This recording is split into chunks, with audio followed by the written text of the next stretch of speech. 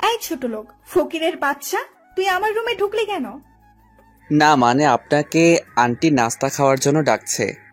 তোকে আমি বলছি না আমার সামনে না আসতে, তারপরেও কেন বারবার আমার সামনে আসিস?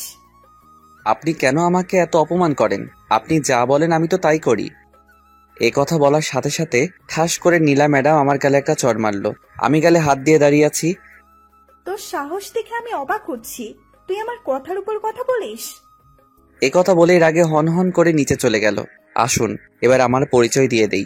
এতক্ষণ যার সাথে কথা বললাম সে হলো বড়লোক বাবার একমাত্র মেয়ে। ওর বাবা এদেশের টপ বিজনেসম্যানদের মধ্যে একজন, সে কারণে ওর এত অহংকার। নীলা ম্যাম এবার ইন্টার দ্বিতীয় বর্ষে পড়ে। সত্যি নীলা ম্যাম যতটা অহংকারী, আঙ্কেল আন্টি ঠিক তার বিপরীত। তাদের মাঝে কোনো অহংকার নেই, তারা আমাকে অনেক ভালোবাসে। ছোটবেলা থেকে এতিমখানায় বড় হয়েছি। এতিমখানায় থাকতে কয়েকটা টিউশনি করাতাম, সেগুলো দিয়েই পড়ালেখার খরচ চালাতাম। তারপর এসএসসি পাশ করে যখন কলেজে ভর্তি হলাম, তখন এতিমখানার মালিক আমার হাতে কিছু টাকা দিয়ে বলল তারা নাকি আমাকে আর এখানে রাখতে পারবে না। সেদিনই এতিমখানা থেকে আমার যাবতীয় জিনিসপত্র নিয়ে বেরিয়ে পড়লাম অজানা উদ্দেশ্যে। রাস্তা দিয়ে হাঁটছি আর ভাবতে লাগলাম কোথায় থাকবো, কি করব, এই পৃথিবীতে তো আমার আপন বলতে কেউ নেই। এসব কথা ভেবে আনমনে হাঁটছিলাম। হঠাৎ কিছু দূর যেতেই দেখলাম একটা লোক রাস্তায় অজ্ঞান হয়ে পড়ে আছে। আমি দৌড়ে তার কাছে গেলাম। লোকটার কাছেই যেতেই দেখলাম অজ্ঞান হয়ে পড়ে আছে। তারপর আমি তাকে তুলে পাশের একটা হাসপাতালে নিয়ে গেলাম। হাসপাতালে নেওয়ার কিছুক্ষণ পরেই লোকটার জ্ঞান ফিরে আসে। তারপর আমি আমার সবকিছু আঙ্কেলকে বললাম। তারপর উনি আমাকে ওনার বাড়িতে নিয়ে গেলেন। এভাবে আঙ্কেলের সাথে পরিচয়। বর্তমানে আসা যাক। এদিকে নিচ থেকে আমার ডাক আসলো, মানে আন্টি আমাকে নাস্তা করার জন্য ডাকছে। নাস্তার টেবিলে যেতেই নীলা ম্যাম আমাকে দেখে দাঁড়িয়ে পড়ল। কিরে মা, তোর আবার কি হলো? বাবা, তোমাকে আমি কতবার বলবো এই ছোট লোকটার সাথে আমি এক টেবিলে বসে খেতে পারবো না।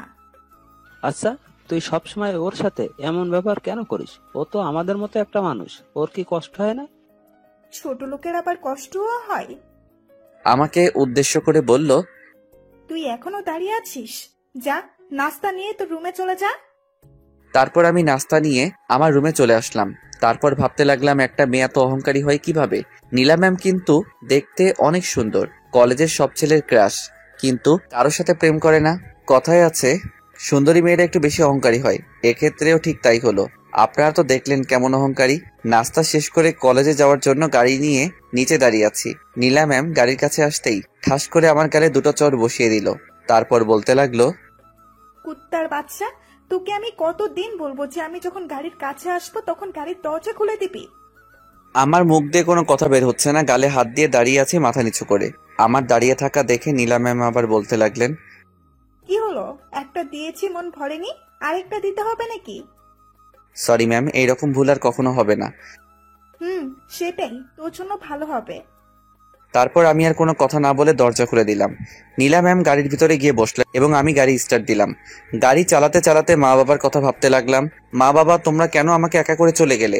আজ যদি তোমরা বেঁচে থাকতে তাহলে হয়তো আমাকে এই দিন দেখতে হতো না। এইসব কথা ভাবতে ভাবতে গাড়ি নিয়ে সোজা কলেজে চলে আসলাম।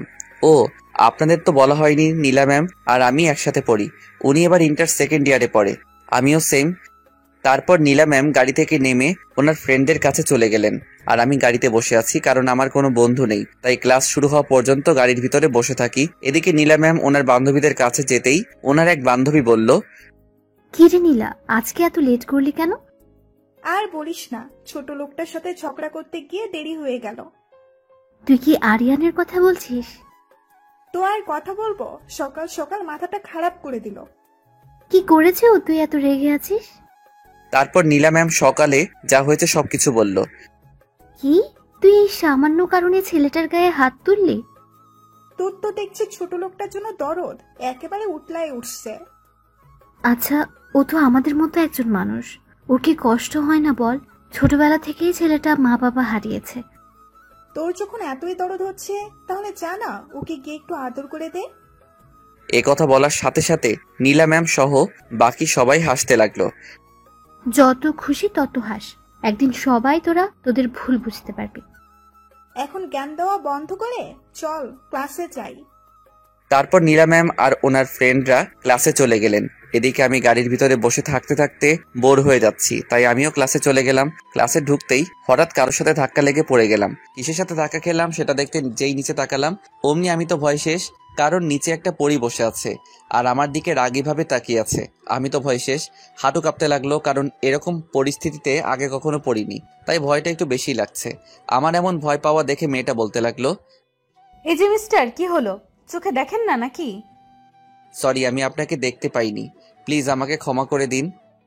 এদিকে মেয়েটা আমার এইভাবে কথা বলা দেখে ভাবতে লাগলো, কি ব্যাপার, দোষ তো আমারও ছিল, কেন ক্ষমা চাইছে? না, ছেলেটাকে দেখে তো ভালো মনে হচ্ছে। ক্ষমা পরে দেখা যাবে, আগে আমাকে টেনে তুলুন। তুলসী। এই বলে আমি মেয়েটাকে টেনে তুললাম। তারপর আমি বলতে লাগলাম, আপনি আমাকে ক্ষমা করেছেন তো? আসলে আমি আপনাকে দেখতে পাইনি। না, আমি আপনাকে ক্ষমা করব না।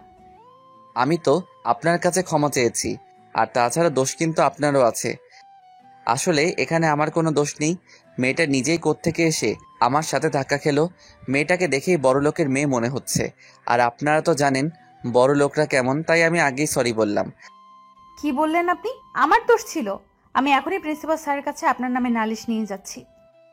আপনি আমাকে যা শাস্তি দিবেন দিন, তবুও স্যারের কাছে নালিশ দিবেন না প্লিজ, মনে মনে বলতে লাগলো। না, এবার মনে হয় একটু বেশিই যাচ্ছে। বেচারা কান্না করে দিল। কি হলো, কিছু বলছেন না কেন? ঠিক আছে, স্যারকে কিছু বলবো না, তবে আজকে থেকে আমি যা বলবো তাই শুনতে হবে। আজব তো, আপনি কে যে আপনার কথা আমাকে শুনতে হবে? ওকে, আমার কথা না শুনলেও একটু পর প্রিন্সিপাল এসে যা বলবে তা কি না শুনতে পারবেন? মেয়েটার কথা বলা দেখেই আমি বুঝে গেলাম ও কি বলতে চাইছে, তাই আমি আর কোনো কথা না বলেই হ্যাঁ বলে দিলাম। না না, আপনি যা বলবেন আমি তাই শুনবো। ওকে, ঠিক আছে। এখন বলুন আমাকে কি করতে হবে? বেশি কিছু না, এখন আপাতত আমার সাথে বন্ধুত্ব করতে হবে।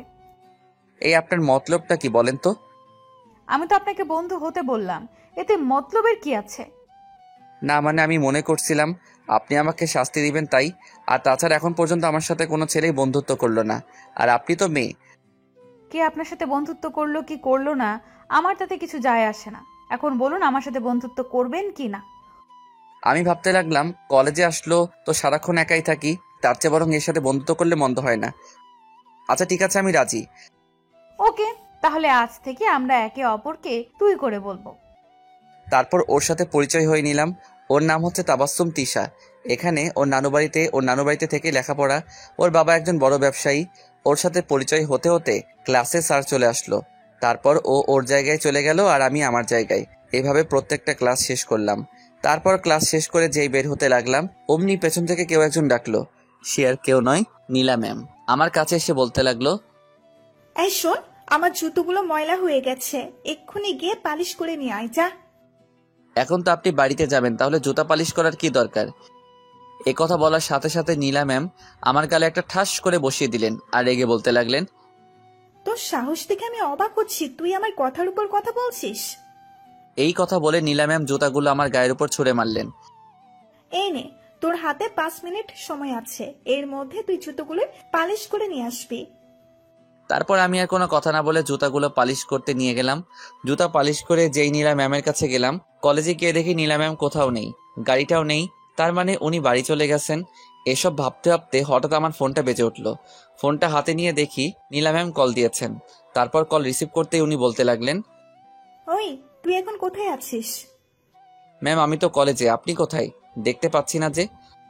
শোন, আমি বাড়ি চলে আসছি, তুইও বাড়ি চলে আয়। তার মানে উনি এসব অপমান করার জন্য করলেন। এখন যদি আমি ওনার সাথে সাথে কথা কাটাকাটি করি তাহলে বাড়ি গেলে নিশ্চিত আমার কপালে দুঃখ আছে। তাই আমি একটু শান্তভাবে বললাম, আমি আসছি। তারপর কল কেটে দিলেন। আজ আমি এতিম বলে উনি আমার সাথে যা খুশি তাই করছেন। কেন, এতিমরা কি মানুষ না? আমাদের কি কষ্ট হয় না?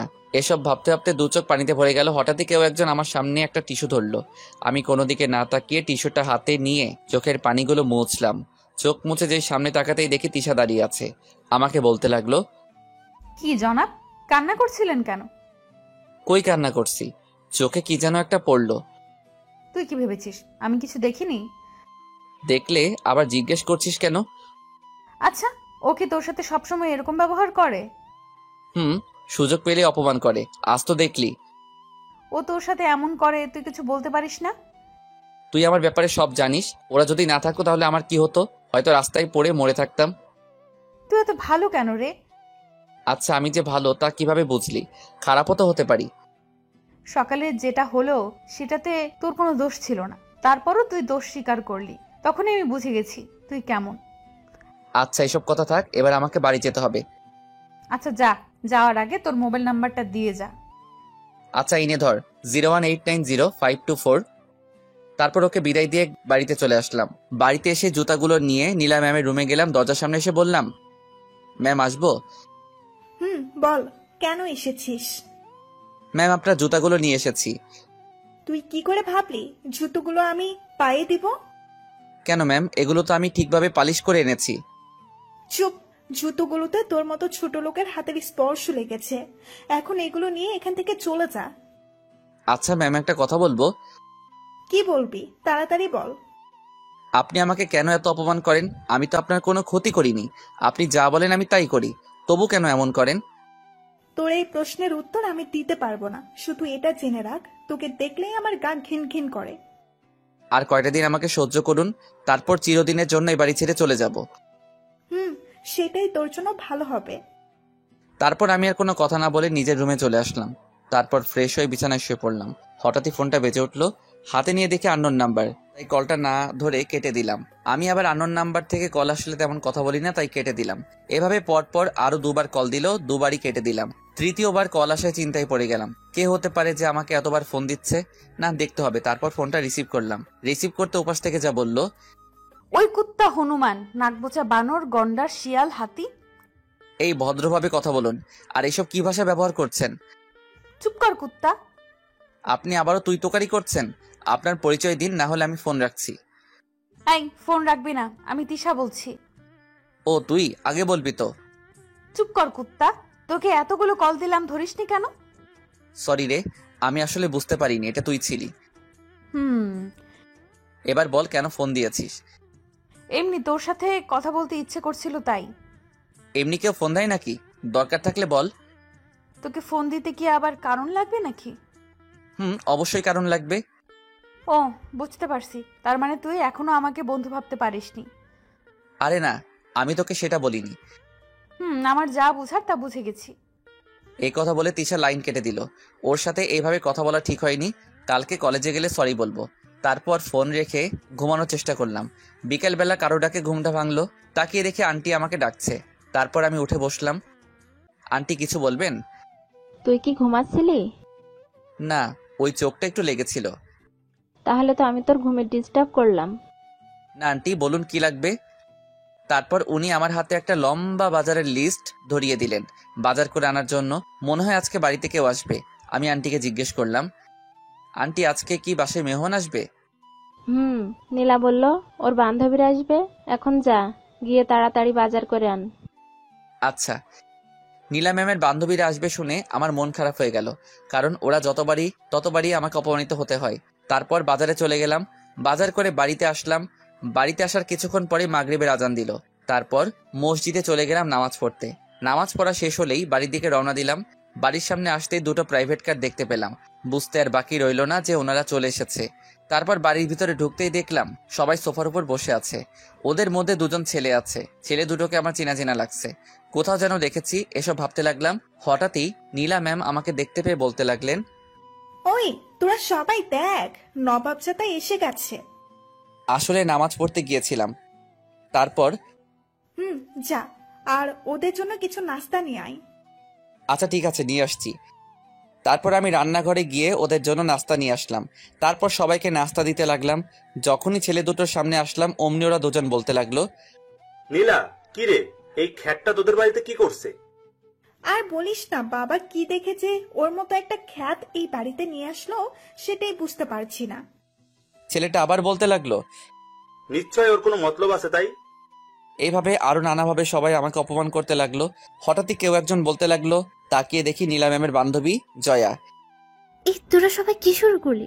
যে একটু সুযোগ পেলি অমনি সবাই মিলে ছেলেটাকে অপমান করা শুরু করলি। কি রে, তোর আবার কি হলো? কিছুদিন ধরে দেখছি তুই ওর হয়ে একটু বেশিই কথা বলছিস। আমি ওর হয়ে কোনো কথা বলছি না, শুধু তোদের ভুলটা ধরিয়ে দিচ্ছি।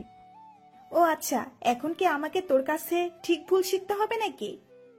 হ্যাঁ, অবশ্যই শিখতে হবে, কারণ তোর মাঝে অহংকারী মনোভাবটা একটু বেশি আছে। তুই কিন্তু এবার একটু বেশিই বলছিস। উচিত কথা বললাম তো, তাই। দেখ, তুই যদি আজকে আমার ফ্রেন্ড না হয়ে অন্য কেউ হতি, তাহলে আমি তোর সাথে কি যে করতাম। তুই কি করবি আমার জানা আছে, পারবি শুধু কথায় কথায় মানুষকে অপমান করতে। এদিকে আমি দর্শকের মতো দাঁড়িয়ে ওদের দুজনের ঝগড়া দেখছি। মনে হচ্ছে যেন আমি টিভিতে কোনো সিরিয়াল দেখছি। আমি ভাবতে লাগলাম, জয়ার হঠাৎ আবার কি হলো? কিছুদিন আগেও তো আমাকে অপমান করার জন্য সারাক্ষণ আমার পিছনে পড়ে থাকতো, আর এখন সেই কিনা আমার হয়ে প্রতিবাদ করছে। এভাবে ঝগড়া করতে করতে এক পর্যায়ে জয়া বলল, তোর সাথে বন্ধুত্ব করে আমি অনেক বড় ভুল করে ফেলেছি। যে মানুষকে মানুষ মনে করে না, তার সাথে আবার কিসের বন্ধুত্ব? এই কথা বলে জয়া চলে গেল। এদিকে জয়া চলে যাওয়ার পর নীলা ম্যাম আমার সামনে এসে ঠাস করে একটা চড় মেরে বলল, আজ শুধুমাত্র তোর কারণে জয়া আমার সাথে এরকম ব্যবহার করলো। বল, তুই ওকে কি জাদু করেছিস? গালে হাত দিয়ে মাথা নিচু করে দাঁড়িয়ে আছি, মুখ দিয়ে কোনো কথা বের হচ্ছে না। কি হলো, কথা বলছিস না কেন? কি বলবো? তোকে তো আমি পরে দেখে নেব, আগে এদের বিদায় করি। তারপর নীলা ম্যাম ওনার বাকি ফ্রেন্ডদের সাথে মজা করতে লাগলেন। আমার আবার ছেলে দুটোর উপর চোখ পড়ল। ওদের কোথাও যেন দেখেছি, কিন্তু মনে করতে পারছি না। ছেলে দুটোর মধ্যে একজন বলে উঠল, নীলা, এবার আমাদের যেতে হবে। আর আঙ্কেল কোথায়? ওনাকে দেখছি না যে। বাবা কিছুদিনের জন্য দেশের বাইরে গেছে, এই তো কিছুদিন পরেই চলে আসবে। তারপর নীলা ম্যামের সব ফ্রেন্ডরা খাওয়া দাওয়া করে চলে গেলেন। ওরা সবাই চলে যেতেই নীলা ম্যাম আমার সামনে এসে আমার দিকে রাগী দৃষ্টিতে তাকিয়ে চলে গেলেন। আমি বুঝতে পারলাম আজকে রাতে আমার ঘুমের 12টা বাজবে, কারণ নীলা ম্যাম যখন বেশি রেগে থাকেন উনি তখন আমাকে দিয়ে সারা রাত ওনার সেবা করান। তারপর আমিও আর দাঁড়িয়ে না থেকে আমার রুমে চলে আসলাম। আমার মাথায় শুধু ছেলেগুলোর কথা আসছে। কোথায় দেখেছি ধুর কিছুই মনে আসছে না। এদিকে ডিনার করার জন্য নিচ থেকে আন্টির ডাক আসলো, তাই নিচে চলে গেলাম। তারপর খাওয়া দাওয়া করে আবার উপরে চলে আসলাম। বিছানায় শুয়ে আছি, কিন্তু চোখে কিছুতেই ঘুম আসছে না, তাই উঠে ছাদে গেলাম। গিয়ে কিছুক্ষণ হাঁটাহাঁটি করে রুমে আসলাম। রুমে আসার কিছুক্ষণ পরে নীলা ম্যামের নাম্বার থেকে একটা কল আসলো। আমার আর বুঝতে বাকি রইল না যে কেন ফোন দিয়েছে। আমিও আর বসে না থেকে ওনার রুমে চলে গেলাম। গিয়ে দেখি বিছানায় বসে মোবাইল চালাচ্ছে। আমি যেতেই বলতে লাগলো, কিরে, তোর আসতে এত সময় লাগলো কেন? আমি তো আপনার ফোন পাওয়ার সাথে সাথে চলে এলাম। চুপ, আবার মুখে মুখে কথা বলছিস। আমার সাথে সাথে আয়। এমনি অনেক শীতের রাত, তাই ভাবতে লাগলাম উনি আজকে আমাকে কি শাস্তি দিবেন। বাথরুমের সামনে এসে বলতে লাগলেন, বাথরুমের ভেতরে গেলে কিছু জামা কাপড় দেখতে পাবি, যা বসে বসে ওগুলো কাচতে শুরু কর। ভালোভাবে কাচবি, যাতে একটা ময়লাও না থাকে। কি? কিন্তু ম্যাম, ওগুলোর জন্য এক্সট্রা কাজের লোক আছে। আছে, কিন্তু ওরা ঠিক মতো ধুতে পারে না, তাই আজ তোকে দিয়ে করাচ্ছি। এখন কথা না বলে কাজে লেগে পড়। এই কথা বলে নীলা ম্যাম চলে গেলেন। আমি মনে মনে বলতে লাগলাম, কি শয়তান মেয়ে রে বাবা, এই শীতের রাতে নাকি আমাকে কাপড় কাচতে হবে, আর কি কি করাবে কে জানে। এইভাবে নীলা ম্যাম সারা রাত আমার উপর অত্যাচার করলেন। উনি নিজেও ঘুমাননি, শুধুমাত্র আমাকে কষ্ট দেওয়ার জন্য। কি ডেঞ্জারাস মেয়ে রে। ফজরের আজানের একটু আগে নীলা ম্যাম ঘুমিয়ে পড়লেন। তারপর আমিও আমার রুমে চলে আসলাম। তারপর মসজিদে চলে গেলাম। মসজিদ থেকে বাড়ি আসতেই দেখি আন্টি আর নীলা ম্যাম নাস্তা করছে। তারপর আমি আমার নাস্তা নিয়ে রুমে চলে আসলাম। আপনারা তো জানেন নীলা ম্যাম আমার সাথে এক টেবিলে খাবেন না। আঙ্কেল আন্টি এত ভালো, আমাকে অনেক ভালোবাসে। ওনাদের মাঝে বিন্দু মাত্র অহংকার নেই, কিন্তু মেয়েটা কিভাবে যে এত অহংকারী হলো কে জানে। তারপর নাস্তা শেষে কিছুক্ষণ পড়লাম। কালকে রাতে কিছুই পড়া হয়নি। পড়তে পড়তে কলেজে যাওয়ার সময় হয়ে গেল। তারপর কলেজে যাওয়ার জন্য রেডি হলাম। তারপর নিচে নেমে গাড়ির কাছে এসে নীলা ম্যামের জন্য অপেক্ষা করতে লাগলাম। হঠাৎই নীলা ম্যামের দিকে চোখ গেল। আমি হাঁ করে ওনার দিকে তাকিয়ে আছি, কারণ আজকে ওনাকে অনেক সুন্দর লাগছে, একেবারে পরীর মতো লাগছে। কারণ আজকে একটা সাদা ড্রেস পরে এসেছেন, যেটা তার নীলা ম্যামের সৌন্দর্য আরো কয়েক গুণ বৃদ্ধি করে দিলেন। ওনাকে যে কেউ দেখলে বাস খাবে, থুকটুক রাস খাবে। তারপর উনি সামনে আসতে তাড়াতাড়ি আমি গাড়ি দরজা খুলে দিলাম, না হলে আবার গালটা লাল হয়ে যাবে। তারপর গাড়িতে উঠে গাড়ি স্টার্ট দিলাম। তারপর উনি আমাকে বলতে লাগলেন, আচ্ছা, তোর কি লজ্জা শরম বলতে কিছু নেই? কেন আবার কি করলাম? তোকে এত অপমান করি, তারপরেও তুই কেন এ বাড়িতে পড়ে আছিস? তুই কেন বুঝিস না তোকে আমি একদম সহ্য করতে পারি না? সময় হলেই এই বাড়ি ছেড়ে চলে যাব। যত তাড়াতাড়ি পারিস চলে যা। আমি ভাবছি ফাইনাল পরীক্ষাটা দিয়েই এখান থেকে চলে যাব। পরীক্ষার আর মাত্র 2 মাস বাকি। এই 2 মাস না হয় একটু কষ্ট করেই থেকে যাই। কলেজের সামনে এসে গাড়ি থামালাম। তারপর উনি গাড়ি থেকে নেমে গেলেন। ওই শোন, এখন থেকে কলেজে আসলে তুই তোর মতো থাকবি, আমি আমার মতো থাকবো। কিন্তু আঙ্কেল তো বলল সারাক্ষণ আপনার সাথে থাকতে। আমি যা বলছি তাই করবি, আর আমার কোনো কিছু দরকার হলে তোকে ডেকে নিব। আচ্ছা ঠিক আছে। তারপর নীলা ম্যাম চলে গেলেন। উনি চলে যাওয়ার পরেই আমি ক্যাম্পাসে একটা গাছের নিচে বসে বসে মোবাইল চালাতে হঠাৎই কেউ একজন পিছন থেকে এসে আমার মাথার চুলগুলো ধরে জোরে জোরে টানতে লাগলো। পিছন ফিরে তাকাতেই দেখি তিশা হিংস্র বাঘিনীর মতো আমার দিকে তাকিয়ে আছে। ওকে এভাবে তাকিয়ে থাকতে দেখে আমার ভয় হলো। ওই কি করছিস কি? ছাড় বলছি, লাগছে কিন্তু। চুপ কর কুত্তা, তুই আমার সাথে কোনো কথা বলবি না। আচ্ছা ঠিক আছে, আমি আর তোর সাথে কোনো কথা বলবো না। একথা বলার সাথে সাথে তিশা আমার শার্টের কলার ধরে রাগী দৃষ্টিতে তাকিয়ে বলল, কি বললি? তুই আর আমার সাথে কথা বলবি না? কি করছিস কি? কলার থেকে হাত সরা। দেখ সবাই কিভাবে তাকিয়ে আছে। আর তাছাড়া তুই তো বললি আমি যেন তোর সাথে কথা না বলি। যা বলেছি রাগের মাথায় বলেছি, এবার বল কালকে ফোনে কথা বলার সময় আমাকে কি বলেছিস? তুই কি বলছিস আমি কিছু বুঝতেছি না। আহারে কচি খোকা, কিচ্ছু মনে নেই তাই তো? হুম। চুপ কর কুত্তা, এবার বল কেন এভাবে কথা বলেছিস? তিশা খুব ভালো মেয়ে, ওর সাথে পরিচয় মাত্র একদিনের। এই একদিনে ও আমাকে অনেক আপন করে নিয়েছে। ও সত্যি সত্যি আমাকে ওর বন্ধু ভাবছে, কিন্তু আমি তা পারিনি, কারণ ওর সাথে বন্ধুত্ব করার যোগ্যতা আমার নেই। আপনার তো জানেনই ওর স্ট্যাটাস আমার স্ট্যাটাস এক নয়, তাই আমি ভাবছি ওর সাথে বন্ধুত্ব রাখবো না। আমি কোনো ভুল বলিনি। তাছাড়া তুই আমাকে দরকার ছাড়া কেন কল দিবি? তুই আমাকে একটা কথা বল, আমি তোর কি? আমি তোকে কিছুই মনে করি না। আমাকে তোর বন্ধু ভাবতে পারিসনি তাই তো? হুম। তাহলে কি গার্লফ্রেন্ড মনে করিস? কি যাতা বলছিস? আমি তোকে গার্লফ্রেন্ড কেন ভাবতে যাব? একদম আমার সামনে রাগ দেখাবি না। বল তুই আমাকে কি ভাবিস? দেখ তোর আর আমার বন্ধুত্ব করা মানায় না। কেন মানায় না? তুই কি কোনো বিখ্যাত ব্যক্তি নাকি? দেখ তোর স্ট্যাটাস আর আমার স্ট্যাটাস এক নয়। কোথায় তুই আর কোথায় আমি, তাই বলছি তোর সাথে আমার যায় না। দেখ বন্ধুত্ব করতে স্ট্যাটাস লাগে না, সুন্দর একটা মন লাগে। জানি বন্ধুত্ব করতে সুন্দর একটা মন লাগে, যেটা তোর আছে। আছে বলে তুই আমার মতো একটা ছেলের সাথে বন্ধুত্ব করতে চাচ্ছিস। আমার পিছনে পড়ে না থেকে এই কলেজে আরো অনেক সুন্দর সুন্দর ছেলে আছে যারা তোর যোগ্য। এতক্ষণ পর্যন্ত তুই অনেক কথা বলেছিস, আর না তুই কি ভুলে যাচ্ছিস প্রথম দিন আমাকে কি বলেছিস? আমি যা বলবো তুই নাকি তাই করবি। বলেছি, কিন্তু সেটা। তাহলে এখন কি হলো? আমি তো তোর সাথে বন্ধুত্ব করতে চাচ্ছি। বলেছি কিন্তু সেটা বন্ধুত্ব করার জন্য নয়। আমি মনে করেছি তুই আমাকে শাস্তি দিবি। আমি তো শুধু তোর সাথে বন্ধুত্ব করতে চাইছি, তুই কেন এমন করছিস? ওই যে বললাম না স্ট্যাটাস। আর তাছাড়া আমি এটা বুঝতে পারছি তুই কেন আমার পিছনে এভাবে পড়ে আছিস। ওর সাথে কথা বলতে বলতে কখন যে ক্লাসের সময় হয়ে গেল বুঝতেই পারিনি। দেখ তিশা, আমি আর এই ব্যাপারে কোনো কথা বলতে চাই না। ক্লাসের সময় হয়ে গেল, আমি যাচ্ছি। এ কথা বলেই চলে আসলাম। তিশা চাইছেটা কি? ও কেন আমার সাথে এমন করছে? এই কলেজে তো আমার থেকেও অনেক স্মার্ট ছেলে আছে। ও তাদের সাথে বন্ধুত্ব না করে আমার সাথে কেন? কে জানে কি চলছে ওর মনে। এদিকে তিশা ভাবছে, তোকে তো আমার সাথে কথা বলতে হবেই। আমিও দেখবো তুই কিভাবে আমার সাথে কথা না বলিস। আমি ক্লাসে গিয়ে নীলা ম্যাম আর ওনার বান্ধবীরা আগে থেকে ক্লাসে বসে আছে। আমি ক্লাসে ঢুকতে নীলা ম্যাম বলতে লাগলো, ওই শোন, এতক্ষণ কোথায় ছিলি? এই তো ক্যাম্পাসে ছিলাম। কেন, কোনো কিছু লাগবে নাকি? না, কিছু লাগবে না, যা এখান থেকে। তারপর আমি গিয়ে পিছনের একটা বেঞ্চে বসলাম। পুরো ক্লাসে শুধু একটা বেঞ্চ খালি ছিল, তাই সেখানে গিয়ে বসে পড়লাম। স্যার আসতেই এখনো কিছু সময় বাকি আছে, তাই আমি বইটা বার করে পড়তে লাগলাম। হঠাৎই দেখলাম কেউ একজন আমার পাশে এসে বসলো। তাকিয়ে দেখি তিশা। আমি আবার পড়ায় মনোযোগ দিলাম। কিছুক্ষণ পর ক্লাসে স্যার আসলো। সবাই দাঁড়িয়ে স্যারকে সালাম দিল। তারপর স্যার বলতেই, স্টুডেন্টস তোমরা সবাই কেমন আছো? সবাই একসাথে বলতে লাগলো, জি স্যার আমরা সবাই ভালো আছি, আপনি কেমন আছেন? আমিও ভালো আছি। তোমরা সবাই জানো আর 3 মাস পর তোমাদের পরীক্ষা, তা তোমাদের সবার প্রিপারেশন কেমন? সবাই একসাথে আলহামদুলিল্লাহ স্যার, আমাদের সবার প্রিপারেশন ভালো। আচ্ছা ঠিক আছে, আরিয়ান তুমি দাঁড়াও। তারপর আমি দাঁড়িয়ে গেলাম। স্যার বলতে লাগলো, এই ক্লাসের সবচেয়ে ভালো ও মেধাবী স্টুডেন্ট হচ্ছে তুমি। তোমার থেকে আমরা ভালো কিছু আশা করছি। আলহামদুলিল্লাহ স্যার, আমার প্রিপারেশন ভালো, শুধু আপনাদের একটু দোয়া চাই। আমরা তোমাদের সবার জন্য দোয়া করব। তোমরা সবাই হয়তো জানো তোমাদের একজন নতুন সহপাঠী এসেছে, তার নাম হলো তিশা।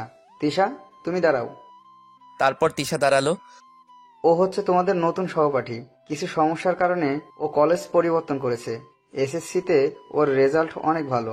আমরা জানি ও এসএসসিতেও আমাদের কিছু উপহার দিবে। তিশা, তোমার যদি কোনো সমস্যা থাকে বলতে পারো। স্যার কলেজ পরিবর্তন করায় আমার কিছু সমস্যা হয়েছে। কি সমস্যা বলতে পারো? ট্রান্সফার হওয়ার কারণে স্যার আমি কিছু ক্লাস করতে পারিনি। এখন স্যার ওই ক্লাসগুলোতে স্যারেরা কি পড়িয়েছে আমি জানি না। আমি তোমার সমস্যা বুঝতে পারছি। তুমি চাইলে ক্লাসের কারো কাছ থেকে পড়াটা বুঝে নিতে পারো। আমি তো তেমন কাউকে চিনি না। আচ্ছা ঠিক আছে, আরিয়ান তুমি দাঁড়াও। ও হচ্ছে আরিয়ান, এই ক্লাসের সব থেকে ভালো স্টুডেন্ট। তুমি চাইলে ওর থেকে পড়া বুঝে নিতে পারো। আরিয়ান, তোমাকে বলছি, তুমি ওকে সব পড়া ভালোভাবে বুঝিয়ে দিবে, ঠিক আছে? মনে মনে ভাবতে লাগলাম, যতই ওর দূরে থাকার চেষ্টা করছি ও তো দেখছে আরো আমার কাছে আসছে। আচ্ছা ঠিক আছে। তারপর স্যার ক্লাস করে চলে গেলেন। তিশা দেখে আমার দিকে তাকিয়ে হাসছে। কি হলো, এখানে হাসির কি আছে? আহারে বেচারা, তোর মুখটা দেখে আমার হাসি পাচ্ছে। দাঁত দেখানো বন্ধ কর। এই যে মহাশয়, এখন বেশি কথা না বলে আমাকে পড়াটা বুঝিয়ে দাও দেখি। আমি স্যার নই যে তোকে পড়া বোঝাবো। স্যারকে বলিস বুঝিয়ে দিবে। এই তুই কি ভুলে গেছিস স্যার একটু আগে কি বলে গেল? মনে আছে, কিন্তু আমি তোকে এখন পড়া বোঝাতে পারবো না। বেশি কথা না বলে যা তো এখান থেকে। না, তোকে এখনই বুঝিয়ে দিতে হবে। তিশা দেখ, এখন আমার ভালো লাগছে না। ওকে, তাহলে আমি যাচ্ছি স্যারের কাছে। এ কথা বলেই তিশা উঠে দাঁড়ালো। আমি ভাবতে লাগলাম, এখন যদি ওকে পড়াটা না বুঝিয়ে দেই তাহলে তো স্যারের কথা অমান্য করা হবে। না, তা আমি কিছুতেই করতে পারি না। এদিকে আমাকে এভাবে ভাবতে দেখে তিশা বলতে লাগলো, কি যাবো নাকি স্যারের কাছে? না, যাওয়ার দরকার নেই, বস এখানে। তারপর ওকে পড়া বুঝিয়ে দিতে লাগলাম। আমি খাতার দিকে তাকিয়ে ওকে পড়া বোঝাচ্ছিলাম। পড়া বোঝানো শেষ করে যেই ওর দিকে তাকালাম, দেখলাম ও হা করে আমার দিকে তাকিয়ে আছে। ওই কি হলো বুঝেছিস? ও কোনো কথাই বলছে না। এবার আমার একটু রাগ হলো। রাগ উঠলে আমি নিজেকে কন্ট্রোল করতে পারি না। দিলাম কষে একটা থাপ্পড় ওর গালে। থাপ্পড় খেয়ে ও চোখ বড় বড় করে আমার দিকে তাকিয়ে আছে। তারপর গালে হাত দিয়ে বলতে লাগলো, উত্তা, তুই আমাকে থাপ্পড় মারলি?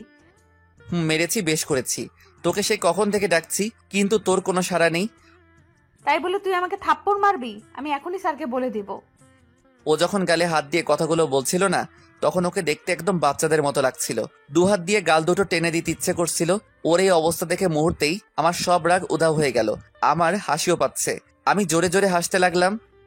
একে তো আমাকে থাপ্পড় মারলি, তারপর আবার হাসছিসও। আমার তো এমনি হাসি পাচ্ছে। দাঁড়া, স্যার আসুক, তাহলে আমি সব বলে দিব। হঠাৎই কেউ একজন এসে আমার সামনে দাঁড়ালো।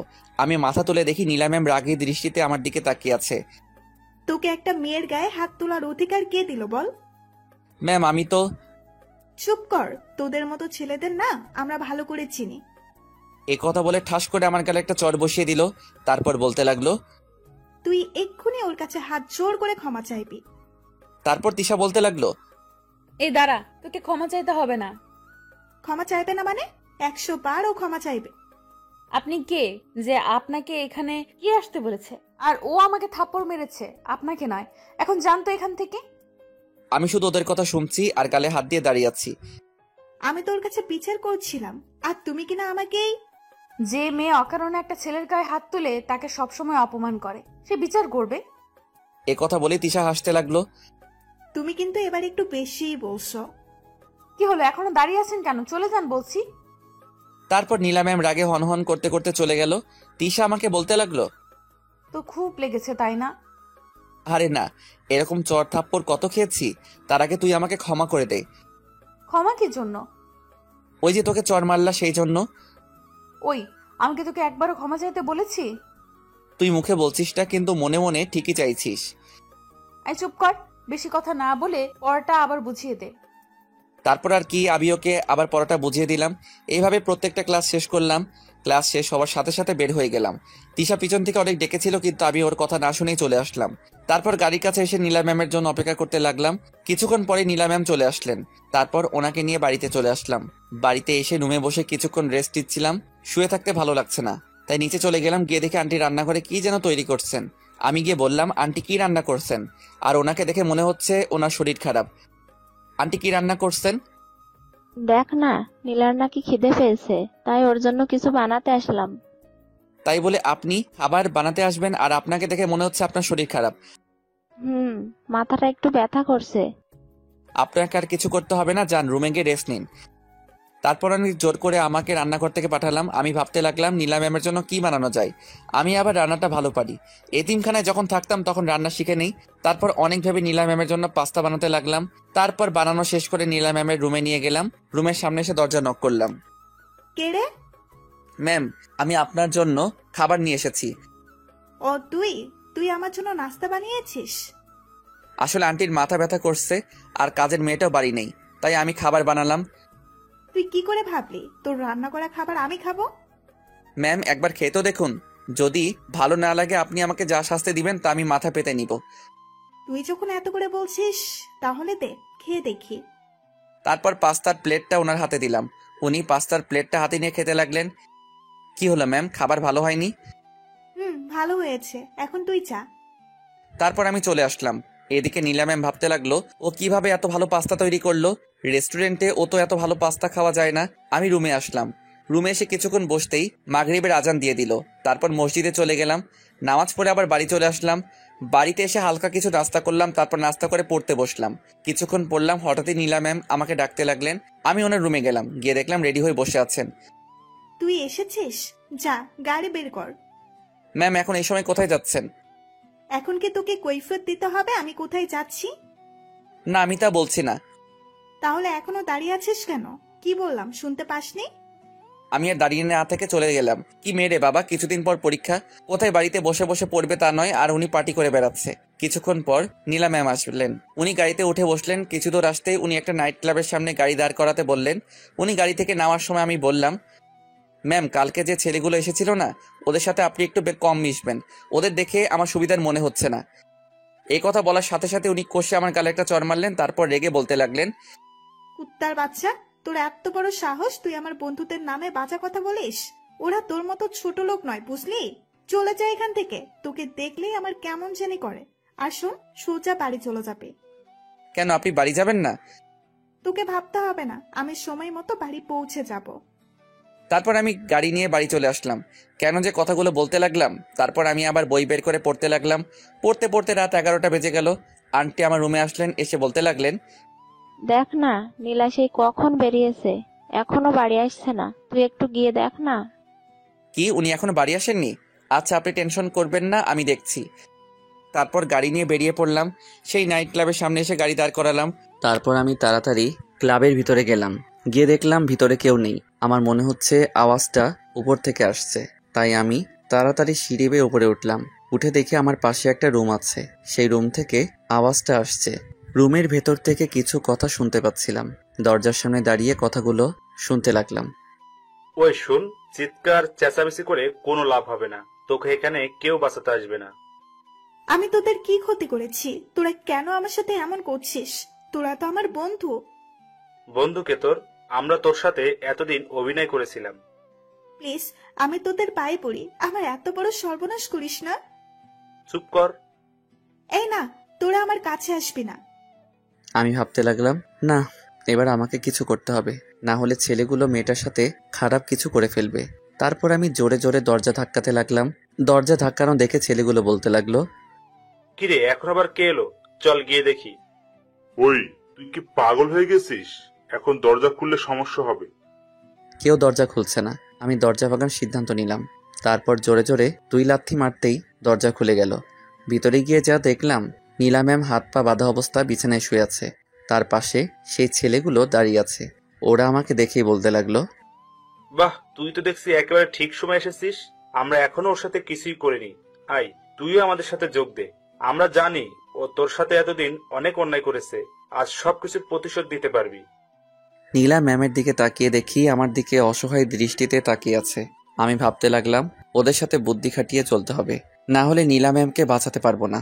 আমাকে এভাবে ভাবতে দেখে ওরা বলতে লাগলো, কি ভাবছিস? রাজি হয়ে যা, তোর প্রতিশোধ নিতে পারবি। আমি বললাম ঠিক আছে, আগে তোরা যা। নীলা ম্যামের দিকে তাকিয়ে দেখে উনি কান্না করছেন। তারপর ওরা দুজন ধীরে ধীরে নীলা ম্যামের দিকে এগোতে লাগলেন। আমি পিছনে দাঁড়িয়ে আছি, আশেপাশে কিছু আছে কিনা দেখছি, যেটা দিয়ে ওদের আঘাত করা যায়। হঠাৎই লাঠির মতো কিছু একটা দেখতে পেলাম। তারপর সেটা নিয়ে ওদের দুজনের মাথায় 2টো বাড়ি মারলাম। সাথে সাথে ওরা দুজন মাটিতে লুটিয়ে পড়ে অজ্ঞান হয়ে। এবার নীলা ম্যামের দিকে তাকিয়ে দেখি ওনার মুখ থেকে কান্না করার ভাবটা চলে গেল। আমি এবার ওনার দিকে একটু অন্যভাবে এগিয়ে যেতে লাগলাম।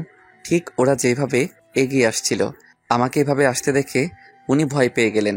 তারপর আমতা আমতা করে বলতে লাগলেন, আমার দিকে এভাবে তাকিয়েছিস কেন? কেন? ওরা যা করতে পারে নাই তার জন্য। দেখ, ওইসব কিছু করলে কিন্তু ভালো হবে না বলে দিলাম। সেই সব পরে দেখা যাবে। এই কথা বলেই ওনার দিকে এগিয়ে যেতে লাগলাম। কাছে যেতেই উনি ভয়ে চোখ বন্ধ করে ফেললেন। তারপর আমি ওনার হাতে পায়ের বাঁধন খুলে দিলাম। এই ম্যাম, চোখ খুলেন, আমি আপনার হাত পা খুলে দেওয়ার জন্য এসেছি। দেখলেন, গরিবের কথা বাসি হলেও সত্যি। আমি আপনাকে আগেই বলছিলাম যেন ওদের সাথে না মিশেন।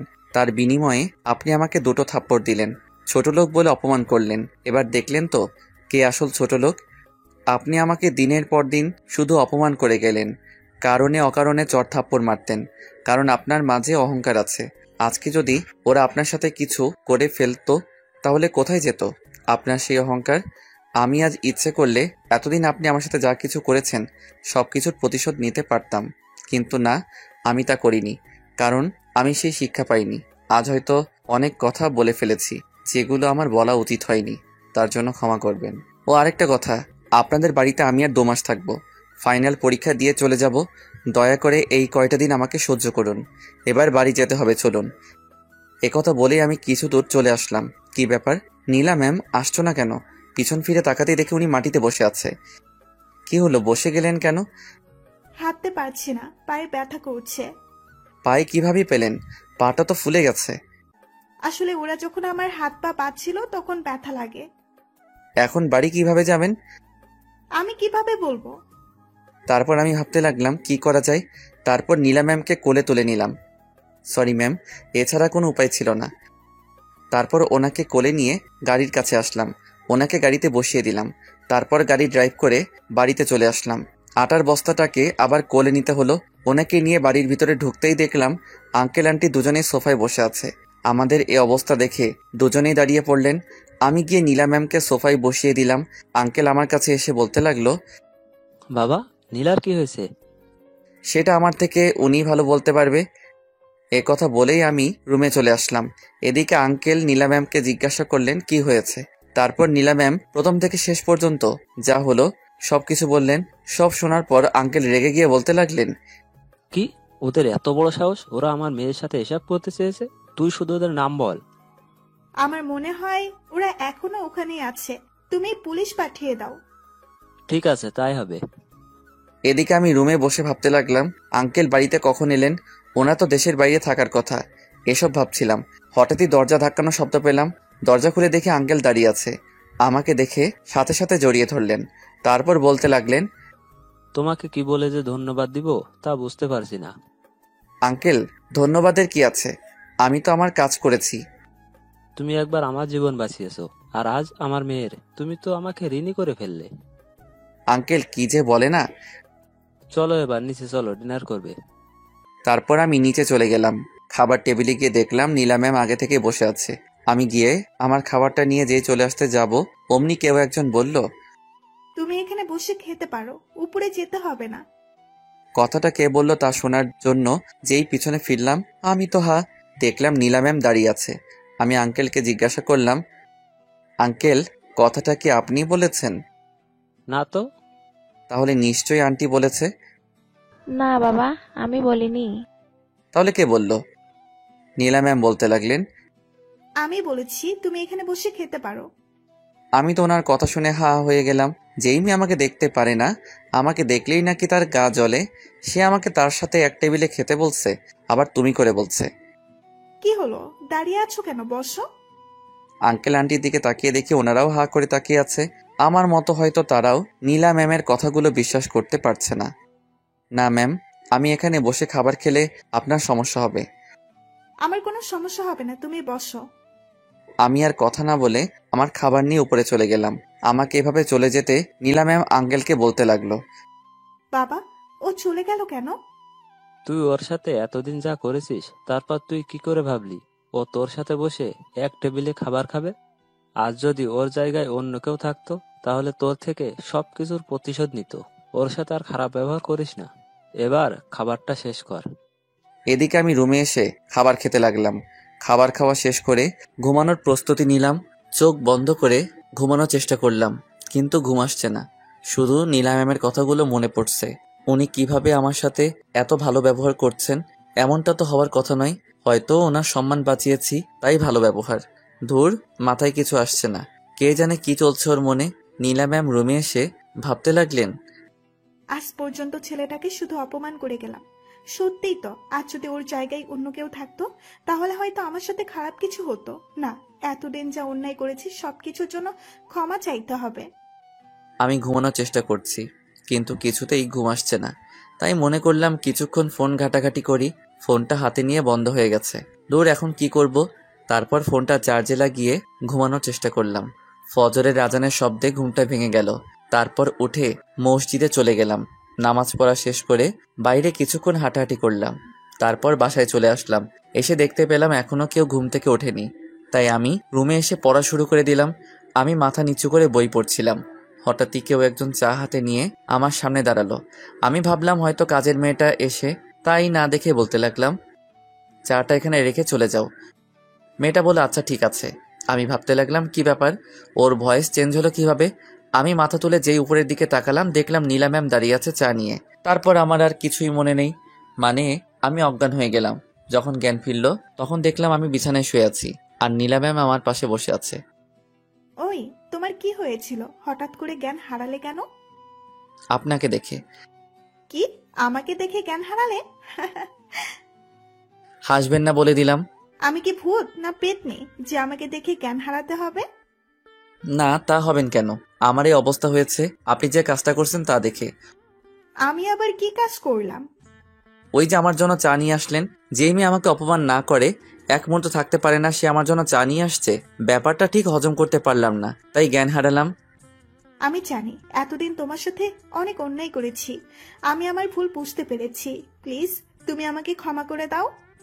আমি তো বিশ্বাস করতে পারছি না আপনি আমার কাছে ক্ষমা চাইছেন। অন্যায় যখন করেছি তখন তো ক্ষমা চাইতেই হবে। থাক, ক্ষমা চাইতে হবে না। আপনি আপনার ভুল বুঝতে পেরেছেন, তাতেই আমি খুশি। না, তবুও আমাকে ক্ষমা করে দাও। বললাম তো ক্ষমা চাইতে হবে না। এ কথা বলেই আমি ওয়াশরুমে চলে গেলাম। আর এদিকে নীলা ম্যাম ভাবতে লাগলো, আমি জানি তুমি আমাকে ক্ষমা করতে পারো নাই। যে করেই হোক তুমি আমাকে ক্ষমা করে দাও। ওয়াশরুম থেকে বের হয়ে নীলা ম্যাম আছে কিনা দেখতে লাগলাম। না, নেই। টেবিলের উপর চায়ের কাপটা রাখা আছে। দেখি তো চাটা কেমন হয়েছে। না, ভালোই হয়েছে। কিছুক্ষণ পরেই কাজের মেয়েটা নাস্তা করার জন্য ডাকতে আসলো। আমি ওকে আমার নাস্তাটা রুমে দিয়ে যেতে বললাম। তারপর ও চলে গেল। কিছুক্ষণ পরে আবার আসলো খালি হাতে। এসে বলতে লাগলো, স্যার আপনাকে নিচে আসতে বলেছে। আমি বললাম আচ্ছা ঠিক আছে, আসছি। তারপর নিচে চলে গেলাম। খাওয়ার টেবিলে যেতে আঙ্কেল বলল, ও তুমি এসেছো? দাঁড়িয়ে আছো কেন? আপনি আমাকে ডেকেছিলেন। একসাথে নাস্তা করব, তাই তোমাকে ডেকে আনলাম। সরি আঙ্কেল, আমি এখানে বসে খাবার খেলে একজনের নাকি খাবার হজম হবে না। এই কথাটা বলার পর নীলা ম্যামের দিকে তাকিয়ে দেখি উনি মন খারাপ করে ফেলেছেন। দেখো, আমি জানি তুমি কথাগুলো কাকে বলছো। নীলা ওর ভুল বুঝতে পেরেছে, আর ও নাকি তোমার কাছে ক্ষমাও চেয়েছে। তাই প্লিজ তুমি ওকে ক্ষমা করে দাও। আচ্ছা ঠিক আছে, ক্ষমা করে দিলাম, কিন্তু আমি এখানে বসে খেতে পারবো না। কারণ উপরে খেতে খেতে আমার অভ্যাস হয়ে গেছে, তাই এখানে খেতে পারবো না। বুঝলাম, কিন্তু এখন থেকে এখানে বসে খাওয়ার অভ্যাস করতে হবে। সরি আঙ্কেল, আমি পারবো না। তুমি আমার কথার অমান্য করছো, বসো বলছি। তারপর আর কি, আঙ্কেলের রাগ দেখে ভয়ে বসে পড়লাম। নীলা ম্যামের দিকে তাকিয়ে দেখি ওনার মুখে হাসি দেখা যাচ্ছে। নাস্তা শেষ করে রুমে চলে গেলাম। ঘড়ির দিকে তাকিয়ে দেখি কলেজের সময় হয়ে গেছে। তাই আর দেরি না করে কলেজে যাওয়ার জন্য রেডি হলাম। তারপর নিচে এসে নীলা ম্যামের জন্য অপেক্ষা করতে লাগলাম। এখনো আসছে না কেন, তাই পকেট থেকে ফোনটা বের করলাম। কালকে রাতে মোবাইল চার্জে দেওয়ার পর আর ওপেন করিনি। মোবাইলটা ওপেন করতেই 50টা মিস কল, সবগুলো তিশার মোবাইল থেকে। ও এতগুলো মিস কল কেন দিল? হঠাৎই গাড়ির দরজা খোলার শব্দ পেলাম। দেখলাম নীলা ম্যাম গাড়ির ভিতরে বসে আছে। আমি ওনাকে যত দেখছি তত অবাক হচ্ছি। আপনারা তো জানেনই সেদিন গাড়ির দরজা খুলতে দেরি করায় উনি আমার সাথে কি করেছেন। তারপর গাড়ি স্টার্ট দিলাম। গাড়ি চলতে লাগলো তার আপন গতিতে। দুজনেই নীরব, কেউ কোনো কথা বলছি না। হঠাৎই নীলা ম্যাম নীরবতা ভেঙে বললেন, একটা কথা বলবো, এবার থেকে তুমি আর আমাকে ম্যাম বলে ডাকবে না। ও তাহলে কি বলে ডাকবো? কেন আমার নাম ধরে ডাকবে? মাফ করবেন, আমি আপনাকে ম্যাম ছাড়া অন্য কিছু ডাকতে পারবো না। ও বুঝেছি, তার মানে আমাকে এখনো ক্ষমা করতে পারোনি। আমি সত্যি সত্যি আপনাকে ক্ষমা করেছি। যদি আমাকে নাম ধরে ডাকো তবেই বুঝবো তুমি আমাকে ক্ষমা করে দিয়েছো। আপনার উপর আমার কোনো রাগ নেই, যা ছিল সব শেষ। সেটা যদি আপনি বিশ্বাস না করেন তাহলে আমার কিছু করার নেই। তারপর কলেজে চলে আসলাম। নীলা ম্যাম গাড়ি থেকে নেমে ওনার ফ্রেন্ডের কাছে চলে গেল, আর আমি গাড়িতে বসে আছি। কিছুক্ষণ বসে থাকার পর ক্লাসে চলে গেলাম। ক্লাসে গিয়ে বসে বই পড়তে লাগলাম। আমার পাশে কেউ একজন এসে বসলো। তাকিয়ে দেখি নীলা ম্যামের বান্ধবী জয়া। তারপর আমাকে বলতে লাগলো, কেমন আছো? জি আলহামদুলিল্লাহ ভালো, আপনি কেমন আছেন? আমরা দুজন তো সমবয়সী, তাই আমাকে আপনি না বলে তুমি করে বলো। না থাক, আমি আপনি করেই বলবো। না, তোমাকে বলতেই হবে। তারপর ওর অনেক জোরাজোরিতে রাজি হলাম। আচ্ছা ঠিক আছে বলবো। তুমি দেখতে না খুব কিউট, একেবারে বাচ্চাদের মতো লাগে। তুমিও না, কি যে বলো। এভাবে দুজন হাসাহাসি করে কথা বলছিলাম। হঠাৎই দরজার দিকে চোখ যেতেই দেখলাম নীলা ম্যাম আর তিশা, একজন সামনে দাঁড়িয়ে আছে আর একজন পিছনে। দুজনের রাগী দৃষ্টিতে আমার দিকে তাকিয়ে আছে। কিছুক্ষণ তাকিয়ে থাকার পর নীলা ম্যাম ওনার জায়গায় বসে পড়লেন আর তিশা রেগে আমার দিকে এগিয়ে আসলো। আমি ভাবতে লাগলাম এদের আবার কি হলো। তিশা আমার সামনে দাঁড়িয়ে বলতে লাগলো, এই তোর ফোন বন্ধ কেন? আমি কিভাবে বলবো আমার ফোন কেন বন্ধ? তোর ফোন তুই জানিস না। দেখ, আমি কিন্তু তোর উপর এমনিতেই রেগে আছি, আর রাগাবি না বলে দিলাম। আমার সাথে এভাবে কথা বলতে দেখে জয়া বলতে লাগলো, ওই মেয়ে কে তুমি? আর ওর সাথে এভাবে কেন কথা বলছো? ওই তুই চুপ কর। তোকে আমাদের মাঝে নাক গলাতে কে বলছে? ওই ভদ্রভাবে কথা বলো, না হলে ভালো হবে না বলে দিলাম। কি করবি তুই? এবার আমি বললাম, তোমরা দুজন কি শুরু করলে? তুই চুপ থাক। ওর কথা শুনে আমি ভয়ে বসে পড়লাম। এখন তুই এখান থেকে উঠ। আমি? তুই। ওর পাশে শুধু আমি বসবো। ও কি তোমার জামাই না প্রেমিক যে তুমি ওর পাশে বসবে? আপাতত কিছুই না, কিন্তু কিছুদিন পর সব হবে। ওর কথা শুনে আমি জোরে জোরে কাশতে লাগলাম। কি বলছে মেয়েটা? মাথাটা মনে হয় একেবারে গেছে। হঠাৎই ক্লাসের স্যার আসলো। তিশাকে দাঁড়িয়ে থাকতে দেখে স্যার বলতে লাগলো, কি হলো, তুমি দাঁড়িয়ে আছো কেন? স্যার দেখুন না, আমাকে ওর পাশে বসতে দিচ্ছে না। ক্লাসে তো আরো অনেক টেবিল খালি আছে, তুমি ওখানে গিয়ে বসো। স্যার, কালকে আপনি আমাকে কি বলেছিলেন, ভুলে গেলেন নাকি? না, আমার মনে আছে। ওর সাথে বসলে আমার পড়া বুঝে নিতে একটু সুবিধা হতো, তাই। ও আচ্ছা, বুঝতে পারছি। জয়া, তুমি সামনে চলে আসো। তারপর স্যারের কথা মতো জয়া উঠে গেল। এদিকে তিশা আমার পাশে বসে বিড়বিড় করে আমার দিকে তাকিয়ে বলতে লাগলো, আমার সাথে কথা বলার সময় থাকে না, আর অন্য মেয়ের সাথে হেসে হেসে কথা বলিস। দাঁড়া, কলেজ ছুটি হোক, তারপর তোকে দেখাচ্ছি। আমি ওর কথা শুনে ঘামতে লাগলাম, কারণ আজকে ও আমার উপর অনেক রেগে আছে। এইভাবে সবগুলো ক্লাস শেষ হয়ে গেল। যদিও ক্লাসের ফাঁকে আমি তিশাকে পড়া বুঝিয়ে দিয়েছি। নীলা ম্যামের দিকে কয়েকবার চোখাচোখি হলাম। ওনাকে দেখে মনে হচ্ছিল উনিও রেগে আছেন। তারপর কলেজ ছুটির পর তাড়াতাড়ি ক্লাস থেকে বের হয়ে গেলাম। ক্যাম্পাসে আসতে হঠাৎই কেউ একজন পিছন থেকে বলল, ওই দাঁড়া, কোথায় পালাচ্ছিস? পিছনে ফিরে দেখি তিশা আমার কাছে এসে কোনো কথা না বলে কলেজের পিছনে নিয়ে গেল। এই তুই কি পাগল নাকি? এভাবে হাত ধরে নিয়ে আসার মানে কি? চুপ কর কুত্তা, তোর উপর কিন্তু আমি এমনিতেই রেগে আছি। রেগে থাকলে আমি কি করব? এখন বল আমাকে এখানে কেন নিয়ে এলি? আমার হাতে সময় নেই। আমার সাথে কথা বলার সময় নেই? তাহলে জয়া, ওর সাথে কথা বলার সময় কিভাবে থাকে? ওর সাথে এমনি কথা বললাম। তাছাড়া ও নিজেই আমার সাথে কথা বলতে আসছে। আমিও তো তোর সাথে কথা বলতে আসছি। এবার দেখি আমার সাথে কতক্ষণ কথা বলিস। তুই আমার কে, বন্ধু না গার্লফ্রেন্ড যে তোর সাথে কথা বলতেই হবে? ও আচ্ছা, তাহলে জয়া তোর কে হয়? ও আমার কেউ হয় না। অন্য মেয়েদের সাথে তো কথা ঠিকই বলতে পারিস। আমি কথা বলতে আসলে এত বাহানা খুঁজিস কেন? তোর এইসব কথা শোনার আমার কাছে সময় নেই। নীলা ম্যাম আমার জন্য অপেক্ষা করছে, যেতে হবে। দেরি করলে আমাকে আস্ত রাখবে না। তুই এখানে দাঁড়িয়ে থাকবি? ওখান থেকে যদি এক পাও এদিক ওদিক দিয়েছিস, তাহলে কিন্তু তোর অবস্থা খারাপ করে দেব। কি করবি তুই? কিছুই করব না, শুধু চিৎকার করে লোক জড়ো করব। তারপর কি হবে তুই নিশ্চয়ই বুঝতে পারছিস। তুই কেন আমার সাথে এমন করছিস? আমি তোর কি ক্ষতি করেছি? তুই আমার মন চুরি করেছিস, তোকে কিভাবে ছেড়ে দিব? দেখ, এবার আমাকে যেতে হবে। তুই তো জানিস নীলা ম্যাম কেমন। যেতে পারিস একটা শর্তে। না, এখনো যা বলছে তাই শুনতে হবে। ও যা মেয়ে, যদি সত্যি সত্যি চিৎকার করে, লোক জড়ো করে। আচ্ছা ঠিক আছে, কি শর্ত বল। শর্ত শুধু একটাই, কলেজে আসলে সারাক্ষণ তোকে আমার সাথে থাকতে হবে। না, এটা মানতে পারবো না, অন্য কোনো শর্ত দে। ওকে ঠিক আছে, না মানলে আর কি, আমি চিৎকার করছি। ও চিৎকার করতে লাগলো। আমি যেই দৌড়ে গিয়ে ওর মুখ চেপে ধরবো, অমনি কোনো কিছুর সাথে ধাক্কা লেগে ওর গায়ের উপর পড়ে গেলাম। আমার তো মাথা ঘুরছে। কি থেকে কি হয়ে গেল? দুজন দুজনের দিকে তাকিয়ে আছে। কি থেকে কি হয়ে গেল? তারপর আমি তাড়াতাড়ি উঠে দাঁড়ালাম, তিশাকেও টেনে তুললাম।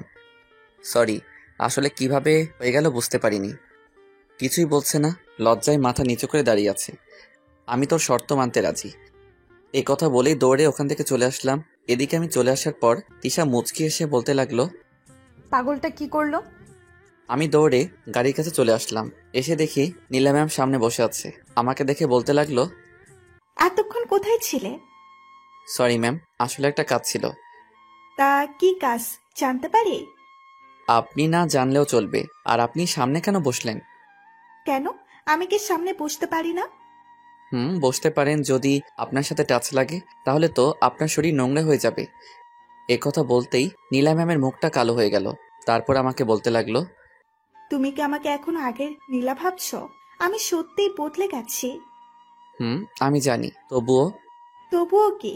ও, বুঝতে পারছি, তার মানে তুমি আমাকে এখনো মন থেকে ক্ষমা করনি। আপনি সত্যি বলছেন। আমি আপনাকে এখনো ক্ষমা করতে পারি না, মনে মনে বললাম। তারপর আমি আর কোনো কথা না বলে গাড়ি স্টার্ট দিলাম। গাড়ি চলছে। কি হলো, কথা বলছো না কেন? কোনো কথা বলছি না। তার মানে আমি যা ভাবলাম তাই সত্যি, তুমি আমাকে মন থেকে এখনো ক্ষমা করনি। বুঝতে পারছি না কি বলবো। আমি তোমার সাথে যা করেছি তার জন্য সত্যি আমি অনুতপ্ত। গাড়ি থেকে নামুন, বাড়ি চলে এসেছি। আসলে নীলা ম্যাম আমার সাথে কথা বলে ব্যস্ত ছিল, তাই বুঝতেই পারিনি কখন বাড়িতে চলে আসলাম। আমি কিন্তু এখন আমার উত্তর পাইনি। তারপর আমি গাড়ি থেকে নেমে বাড়িতে চলে আসলাম। সোজা আমার রুমে চলে আসলাম। এদিকে নীলা ম্যাম ভাবতে লাগলো, ক্ষমা তো তোমাকে আমায় করতেই হবে। আমিও দেখব কতদিন আমাকে ক্ষমা না করে থাকতে পারো। আমি রুমে এসে ফ্রেশ হয়ে বিছানায় শুয়ে পড়লাম। কিছুক্ষণ পরেই কেউ একজন আমার রুমে আসলো। তাকিয়ে দেখি নীলা ম্যাম হাতে খাবারের বাটি। আমি উঠে বসলাম। আপনি এ সময় কোথাও যাবেন নাকি? না, কোথাও যাব না। এই নাও, তোমার জন্য খাবার আনছি, খেয়ে নাও। কলেজ থেকে আসার পর তো কিছুই খাওয়া হয়নি। কি আপনি খাবার আনলেন? আমার মতো ছোট লোকের জন্য কি মনে করে খাবার আনলেন? তুমি এইভাবে কেন কথা বলছো? আমার কি কষ্ট হয় না? শালি, আগে যখন আমাকে অপমান করতে গায়ে হাত তুলতি তখন আমার কি ভালো লাগতো? এই আপনার এসব ন্যাকা কান্না বন্ধ করেন তো। কান্না করবো না তো কি করব? এমনিতেই আগে তোমার সাথে যা করছি তার জন্য নিজেকে অপরাধী লাগছে, আর তোমার কথাগুলো আমাকে আরো বেশি কষ্ট দিচ্ছে। দেখুন, আপনার প্রতি আমার কোনো অভিযোগ নেই। আপনি শুধু শুধু নিজেকে অপরাধী ভাবছেন। আমি জানি তুমি যতই মুখে বলো না কেন, মন থেকে তুমি আমাকে ক্ষমা করনি। আপনি যা ভাবেন, তাছাড়া আমি এটা বুঝতে পারছি না আপনি ক্ষমা চাওয়ার জন্য কেন এমন করছেন। আমার মতো ছোট লোকের থেকে ক্ষমা না চাইলে কি হয়? তারপর উনি আর কোনো কথা না বলে কান্না করতে করতে চলে গেলেন। আমি ভাবতে লাগলাম, নীলা ম্যামের মতিগতি আমার একদম ভালো লাগছে না। আর এদিকে তিশা তো আছেই। হঠাৎই আমার ফোনে একটা কল আসলো। হাতে নিয়ে দেখি তিশার নাম্বার। তারপর ফোনটা রিসিভ করলাম। কিরে, ফোন রিসিভ করতে তোর এত সময় কেন লাগলো? ওই তুই কে রে, যে তুই ফোন দেওয়ার সাথে সাথে রিসিভ করতে হবে? আমি তোর বউ, বুঝলি? দেখ, তোর সব ফালতু কথা শোনার আমার সময় নেই। কি জন্য কল দিয়েছিস বল। কি বললি তুই? আমি ফালতু কথা বলি? তা নয় তো কি। আমি ফালতু কথা বলি। এখন থেকে তোকে আমার ফালতু কথাগুলো শুনতে হবে। এই যে ম্যাম, আপনি হয়তো ভুলে যাচ্ছেন আমরা এখন ফোনে কথা বলছি। এখন আমি তোর কোনো কথাই শুনতে পারবো না, ফোন রাখছি। ওই, ফোন কাটবি না। এখন আমি তোকে একটা ম্যাজিক দেখাবো, যেটা দেখানোর পর তুই আমার কথা মানতে রাজি হবি। ও তাই নাকি? তাহলে দেখা দেখি। দেখাচ্ছি।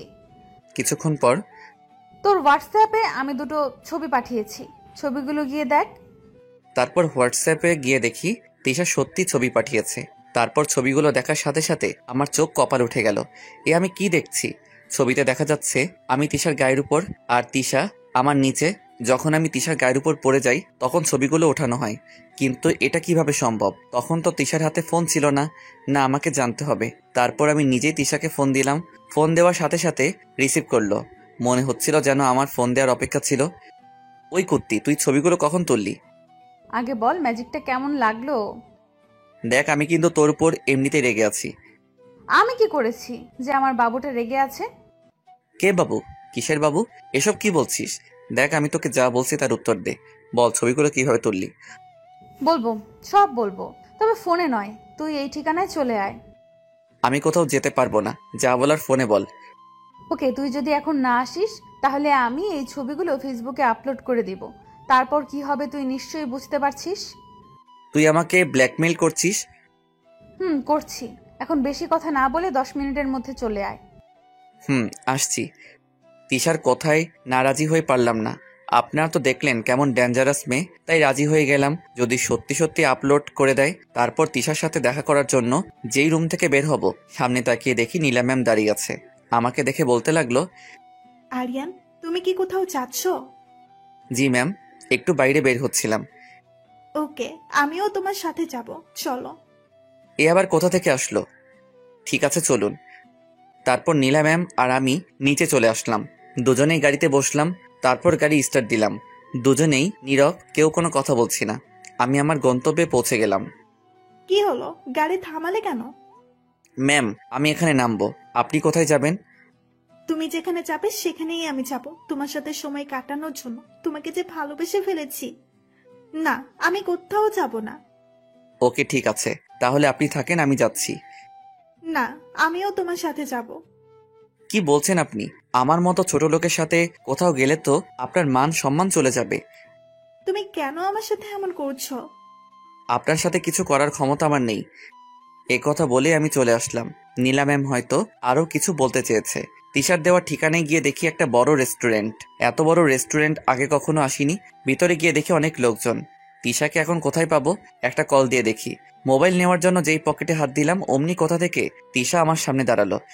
বাহ, আজকে তো আমার হিরোকে খুব সুন্দর লাগছে। দেখ, তোর সব ফালতু কথা শোনার জন্য আমি এখানে আসিনি। এখন থেকে সব শুনতে হবে। এখন দাঁড়িয়ে না থেকে বস। তারপর আমরা দুজন একটা টেবিলে গিয়ে বসলাম। এবার কি খাবি অর্ডার কর। না, আমি কিছুই খাবো না, তুই শুধু আমার প্রশ্নের উত্তরগুলা দে। আরে বলবো, সব বলবো, আগে কিছু অর্ডার কর। তারপর আমি নুডলস অর্ডার করলাম। এবার বল, তুই ছবিগুলো কিভাবে তুললি? বলছি। তুই যখন আমার গায়ের উপর পড়ে গিয়েছিলি, তারপর সেখান থেকে উঠে তুই তো চলে গেলি। আমিও চলে যাচ্ছিলাম, হঠাৎই কিছু একটার দিকে আমার চোখ লেগে গেল। আমি সাথে সাথে থমকে গেলাম। থামলি কেন বল? আমি দেখলাম একটা সিসি ক্যামেরা লাগানো। তারপর আমি সেখান থেকে অফিসে গেলাম। গিয়ে দেখি অফিসে কেউ নেই। ব্যাস, এই সুযোগে আমি আমার কাজ করে চলে আসলাম। আচ্ছা, তুই ছবিগুলো কেন নিলি বল? তোকে নিজের কাছে রাখার জন্য। কি হলো বল? তার উত্তর খুব তাড়াতাড়ি পেয়ে যাবি। এখন বেশি কথা না বলে খাবার শেষ কর। না, আমার তাড়া আছে। নীলা ম্যাম গাড়িতে আমার জন্য অপেক্ষা করছে। কি বললি? ও তোর জন্য অপেক্ষা করছে? আমিও তোর মতো অবাক হচ্ছি। হয়তো সেদিন ওনার সম্মান বাঁচিয়েছি বলে। সম্মান বাঁচিয়েছিস মানে? তারপর আমি ওকে সবকিছু বললাম। সব শোনার পর তিশা বলল, আমার মনে হয় ও তোর সাথে আর খারাপ ব্যবহার করবে না। তাই যেন হয়। এবার আমাকে যেতে হবে। তোকে আমি কি বললাম, তাড়াতাড়ি খাবারগুলো শেষ কর। তারপর আর কি, খাওয়া শুরু করলাম। আমি খাচ্ছি আর তিশা এক দৃষ্টিতে আমার দিকে তাকিয়ে আছে। ওই, তুই যদি এভাবে তাকিয়ে থাকিস তাহলে আমার অসুবিধা হবে। ওই বেশি কথা বলবি না। তারপর খাওয়া দাওয়া শেষ করে আমি বললাম, বিল কিন্তু তোকেই দিতে হবে। সেটা তোকে বলতে হবে না। তারপর তিশা বিল দিল। দুজনে রেস্টুরেন্ট থেকে বের হয়ে গেলাম। তিশা বলল, চল তোকে গাড়ি পর্যন্ত দিয়ে আসি। ওই, আমি কি ছোট বাচ্চা নাকি যে আমাকে দিয়ে আসতে হবে? আমার কাছে তুই এখনো বাচ্চা। তারপর দুজনেই গাড়ির কাছে চলে আসলাম। আমি তিশাকে বললাম, তিশা, তোকে আমি রিকোয়েস্ট করছি, তুই ছবিগুলো ডিলিট করে দিস। সময় হলে আমি নিজেই করে দেব। কি হলো, তোর ম্যামকে দেখছি না যে? তাই তো, এখানেই তো থাকার কথা। আছে হয়তো আশেপাশে কোথাও। এবার তুই চলে যা। যাচ্ছি। তার আগে তুই ওইদিকে দেখ তো, এটা কি দেখা যাচ্ছে? আমি যেই তাকালাম অমনি তিশা আমার গালে একটা ইয়ে দিয়ে চলে গেল। কি দিল আপনারা নিজেরা বুঝে নিয়েন, আমার বলতে লজ্জা করছে। আমি কিছুক্ষণ ঘোরের মধ্যে ছিলাম। হঠাৎই কেউ বলতে লাগলো, মেয়েদের থেকে পাপ্পি নিতে খুব ভালো লাগে, তাই না? কথাটা আর কেউ নয়, নীলা ম্যাম বললেন। ওনাকে দেখে আমার ভয় করছে, কারণ ওনার চোখ দুটো লাল হয়ে আছে। আমি আমতা আমতা করে বললাম, ম্যাম, আপনার শরীর ঠিক আছে তো? আপনাকে এমন দেখাচ্ছে কেন? উনি কোনো কথা না বলে আমার হাত ধরে গাড়িতে বসালেন। তারপর নিজেই গাড়ি ড্রাইভ করতে লাগলেন। ওনার গাড়ি চালানো দেখে মনে হচ্ছে আমার উপর প্রচন্ড রেগে আছে। তারপর উনি বিড়বিড় করে বলতে লাগলেন, একবার শুধু বাড়িতে চল, তারপর তোকে দেখাচ্ছি। বাড়ির সামনে এসে উনি গাড়ি দাঁড় করালেন। তারপর রাগে হনহন করতে করতে ভিতরে চলে গেলেন। আমিও আর দাঁড়িয়ে না থেকে আমার রুমে চলে আসলাম। ঘড়ির দিকে তাকিয়ে দেখি 9টা বেজে গেছে। তাই বসে কিছুক্ষণ পড়লাম। কিছুক্ষণ পর খাওয়ার জন্য ডাক আসলো। আমি গেলাম, গিয়ে দেখি নীলা ম্যাম খাবার টেবিলে বসে আছে। আমাকে দেখে আমার দিকে রাগী দৃষ্টিতে তাকিয়ে আছে। আঙ্কেল আমাকে বলল, দাঁড়িয়ে আছো কেন, বসো। তারপর আমি বসলাম। তা তোমার পড়ালেখা কেমন চলছে? আপনাদের দোয়াই ভালোই চলছে। আর কিছুদিন পর পরীক্ষা, তা দুজনের প্রিপারেশন কেমন? আমি আর নীলা ম্যাম একসাথে বললাম ভালো। এভাবে কথা বলতে বলতে খাবারের পর্ব শেষ করলাম। খাবার শেষ করে আমি আমার রুমে চলে আসলাম। রুমে এসে কিছুক্ষণ পরে ঘুমানোর চেষ্টা করলাম। হঠাৎই দরজা আটকানোর শব্দে ঘুমটা ভেঙে গেল। তাকিয়ে দেখি নীলা ম্যাম। উনি আমার দিকে আসতে এগিয়ে আসছে। কি হলো, আপনি এত রাতে এখানে কি করছেন? আর এইভাবে আমার কাছে আসছেন কেন? নীলা ম্যাম কোনো কথা না বলে এক লাফে আমার গায়ের উপর উঠে গেল। আমি তো শুধু হা করে তাকিয়ে আছি। মেয়েদের থেকে পাপ্পি নিতে খুব ভালো লাগে তাই না? এবার আমিও দেখবো কত পাপ্পি নিতে পারিস। এই কথা বলে নীলা ম্যাম আমার দিকে গালে মুখে ঠোঁটে পাগলের মতো কিস করতে লাগলো। আমার মুখ দিয়ে কোনো কথা বের হচ্ছে না, শুধু বোকার মতো তাকিয়ে আছি। না, এভাবে আর কিছুক্ষণ চললে আমি নিজেকে কন্ট্রোল করতে পারবো না। তারপর কোনো উপায় না পেয়ে ওনাকে ধাক্কা মেরে নিচে ফেলে দিলাম। আপনি সব কি করছেন? পাগল হয়ে গেছেন নাকি? আমি পাগল হয়ে গেছি শুধু তোর জন্য। আপনার মাথাটা একেবারে গেছে। কি সব আবল তাবল বকছেন? কালকে গিয়ে ডাক্তার দেখাবেন। আমি একদম ঠিক আছি, আমার কিছুই হয়নি। তাহলে আপনি এসব কি করছেন? আমি তোমাকে ভালোবেসে ফেলেছি। কি বললেন? আপনি আমাকে ভালোবাসেন? How funny! আমি কি কাউকে ভালোবাসতে পারি না নাকি? আপনি হচ্ছেন অহংকারী। অহংকারীরা কখনো কাউকে ভালোবাসতে পারে না। বিশ্বাস করো, আমি তোমাকে সত্যিই ভালোবাসি। কিন্তু আমি আপনাকে ভালোবাসি না, কারণ আপনার আর আমার সম্পর্ক কেউ মানবে না। অবশ্যই মানবে। তুমি শুধু আমাকে আপন করে নাও, তারপর যা করার সব আমি করব। আপনাকে কখনো ভালোবাসতে পারবো না। তাহলে এটাই তোমার শেষ কথা? মম। আমিও দেখব তুমি আমাকে কতদিন ভালো না বেসে থাকতে পারো। এ কথা বলে কান্না করতে করতে চলে গেল। উফ, আমি মনে হচ্ছে পাগল হয়ে যাব। একদিকে তিশা আর একদিকে নীলা, দুজনেই মনে হচ্ছে আমাকে পাগল বানিয়ে ছাড়বে। না, এবার আমাকে একটু ঘুমাতে হবে। তারপর ঘুমিয়ে গেলাম। সকালে কারো হাতের ছোঁয়ায় পেয়ে ঘুম ভাঙলো। তাকিয়ে দেখি নীলা ম্যাম আমার মাথায় হাত বুলিয়ে দিচ্ছে। আমি তাড়াতাড়ি উঠে গেলাম। আমাকে এভাবে উঠতে দেখে নীলা ম্যাম বলতে লাগলো, কি হলো, উঠে পড়লে কেন? ঘুমাও। আপনি যা শুরু করেছেন, এরপর আমার ঘুম আর আসছে না। কি করলাম আমি? আপনি আমার মাথায় হাত বুলিয়ে দিচ্ছেন কেন? আমার ভালো লাগছে তাই দিচ্ছি। কিন্তু আমার ভালো লাগছে না। আচ্ছা, আমি যখন তোমার বউ হব তখন তো এইভাবে হাত বুলিয়ে দিতে পারবো। বউ মানে কার বউ? আর আপনাকে কে বিয়ে? কেউ না, শুধু তুমি করলেই হবে। আমি বিয়ে করব আপনাকে? হুম। কোনো দিনও না। আপনি আমাকে বিয়ে করার স্বপ্ন দেখতে পারেন, কিন্তু সেই স্বপ্ন কখনো পূরণ হবে না। কেন পূরণ হবে না? আমি কি দেখতে খারাপ নাকি? না, আপনি দেখতে খুব সুন্দর। আপনি আমার থেকেও ভালো উচ্চ লেভেলের ছেলে পাবেন। আমার উচ্চ লেভেলের ছেলে চাই না, শুধু তোমাকেই চাই। এটা আপনার আবেগ, যা কিছুদিন পর চলে যাবে। আবেগ নয়, আমি সত্যি সত্যি তোমাকে ভালোবাসি, বিশ্বাস করো। তোমার জন্য আমি নিজেকে বদলে ফেলেছি। আপনার ভালোবাসা আপনার কাছে রাখুন। এই কথা বলে আমি ওয়াশরুমে চলে আসলাম। ভালো তো তোমাকে আমায় বাসতেই হবে, সেটা যে করেই হোক। ওয়াশরুম থেকে বের হয়ে দেখি নীলা ম্যাম নেই। যাক বাবা, ভালোই হলো। এই মেয়ের মাথায় হঠাৎ ভালোবাসার ভূতটা কোথা থেকে এলো? নিশ্চয়ই কোনো মতলব আছে। কিছুক্ষণ পরে নাস্তা করার জন্য নিচে গেলাম। আমি গিয়ে টেবিলে বসতে অবাক হয়ে গেলাম, কারণ আজকে নীলা ম্যাম নাস্তা সার্ভ করছেন। আঙ্কেল, ওনার কি হয়েছে? আমিও তো তাই ভাবছি, যে মেয়ে কোনোদিন নিজের হাতে এক গ্লাস পানি এনে খায়নি, সে খাবার সাফ করছে। আমাদের এসব কথা শুনে নীলা ম্যাম বলতে লাগলো, তোমরা কি শুরু করেছো বলো তো? কি শুরু করলাম? আর তোকে এসব কাজ করতে কে বলেছে? কেউ বলেনি, আমি নিজে থেকেই করছি। আর তাছাড়া বিয়ের পর তো আমাকে এসব করতেই হবে, তাই আগে থেকেই করছি।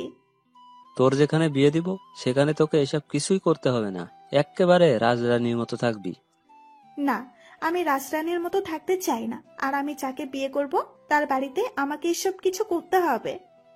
আমার মেয়ে মনে হয় কাউকে পছন্দ করছে। তা ছেলেটাকে? এখন না বাবা, সময় হলে সব জানতে পারবে। কথা না বলে নাস্তা করো। এদিকে নীলা ম্যামের কথা শুনে আমার অবস্থা খারাপ হয়ে গেল। না, এ বাড়িতে দেখছি বেশি দিন থাকা যাবে না। তারপর নাস্তা শেষ করে নিজের রুমে চলে আসলাম। আজকে কলেজ বন্ধ, তাই রুমে এসে ভাবতে লাগলাম কি করব। অনেকদিন হয়ে গেল ছাদে যাইনি। ছাদে গিয়ে এদিক ওদিক হাঁটতে লাগলাম। কিছুক্ষণ পরেই ফোনটা বেজে উঠল। হাতে নিয়ে দেখি তিশা। এর আবার কি হলো? কোথাও শান্তিতে একটু থাকতেও পারবো না। উফ, একটা যেতে না যেতে আরেকটা। আমার মতো পিচ্চির পক্ষে কি এত চাপ নেওয়া সম্ভব? ফোনটা রিসিভ করলাম। বলো। তুই এখন কোথায়? বাড়িতে আছি। কেন? ওকে, তাহলে তুই থাক, আমি গাড়ি নিয়ে আসছি। ওই গাড়ি নিয়ে আসছি মানে? আমি এখন তোর সাথে কোথাও যেতে পারবো না। তুই যাবি, 100 বার যাবি।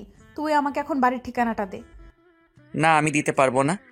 তুই দিবি না? ওকে, ঠিক আছে, আমি ছবিগুলো এখনই ফেসবুকে আপলোড করছি। এই না, কিছু করবি না। ওকে বাবু, তাহলে ভালোই ভালো ঠিকানাটা দাও। এই নে। আমি 5 মিনিটের মধ্যে আসছি, তুমি রেডি হয়ে থাকো। তারপর তিশা ফোন কেটে দিল। কে ফোন দিয়েছিল?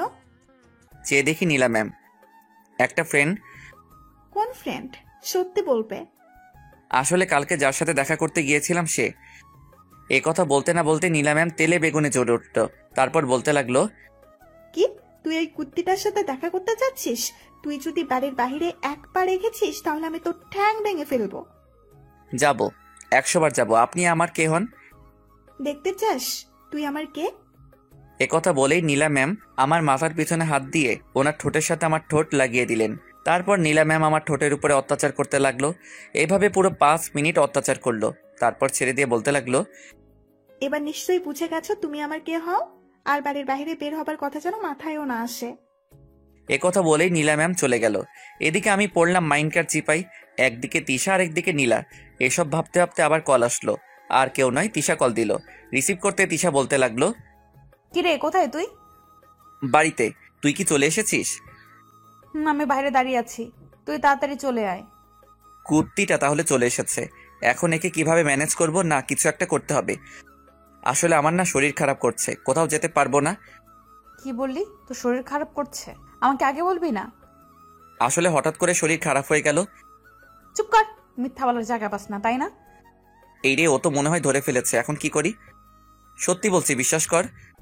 5 মিনিট সময় দিলাম, এর মধ্যে যদি রেডি হয়ে চলে আসিস তাহলে বেঁচে যাবি, আর যদি না আসিস তাহলে আমি কি করব আমি নিজেও জানি না। এ কথা বলেই ফোন কেটে দিল। আমি এখন কি করব? তিশার কাছে যেতে হলে তো নীলা ম্যামের সামনে দিয়ে যেতে হবে। না, ওনার সামনে দিয়ে যাওয়া যাবে না। কি করি এসব ভাবছিলাম, হঠাৎই পাশে একটা গাছের দিকে নজর গেল। গাছটা একেবারে ছাদের গা ঘেঁষে আছে। তারপর রুমে এসে জামা কাপড় চেঞ্জ করে আবার ছাদে চলে গেলাম। তারপর কোনো মতে গাছ বেয়ে নিচে নামলাম। আশেপাশে কেউ আছে কিনা দেখতে লাগলাম। না, কেউ নেই। তারপর এক দৌড়ে গেট ফেরিয়ে চলে আসলাম। এসে দেখি তিশা রাস্তার ওপারে দাঁড়িয়ে আছে। আমাকে এভাবে আসতে দেখে তিশা বলতে লাগলো, তোর পেছনে কি কুকুর তাড়া করছে নাকি? আরে না, এখন এত কথা বলার সময় নেই। কি জন্য ডাকলি সেটা বল। গাড়িতে ওঠ, আমার সাথে এক জায়গায় যেতে হবে।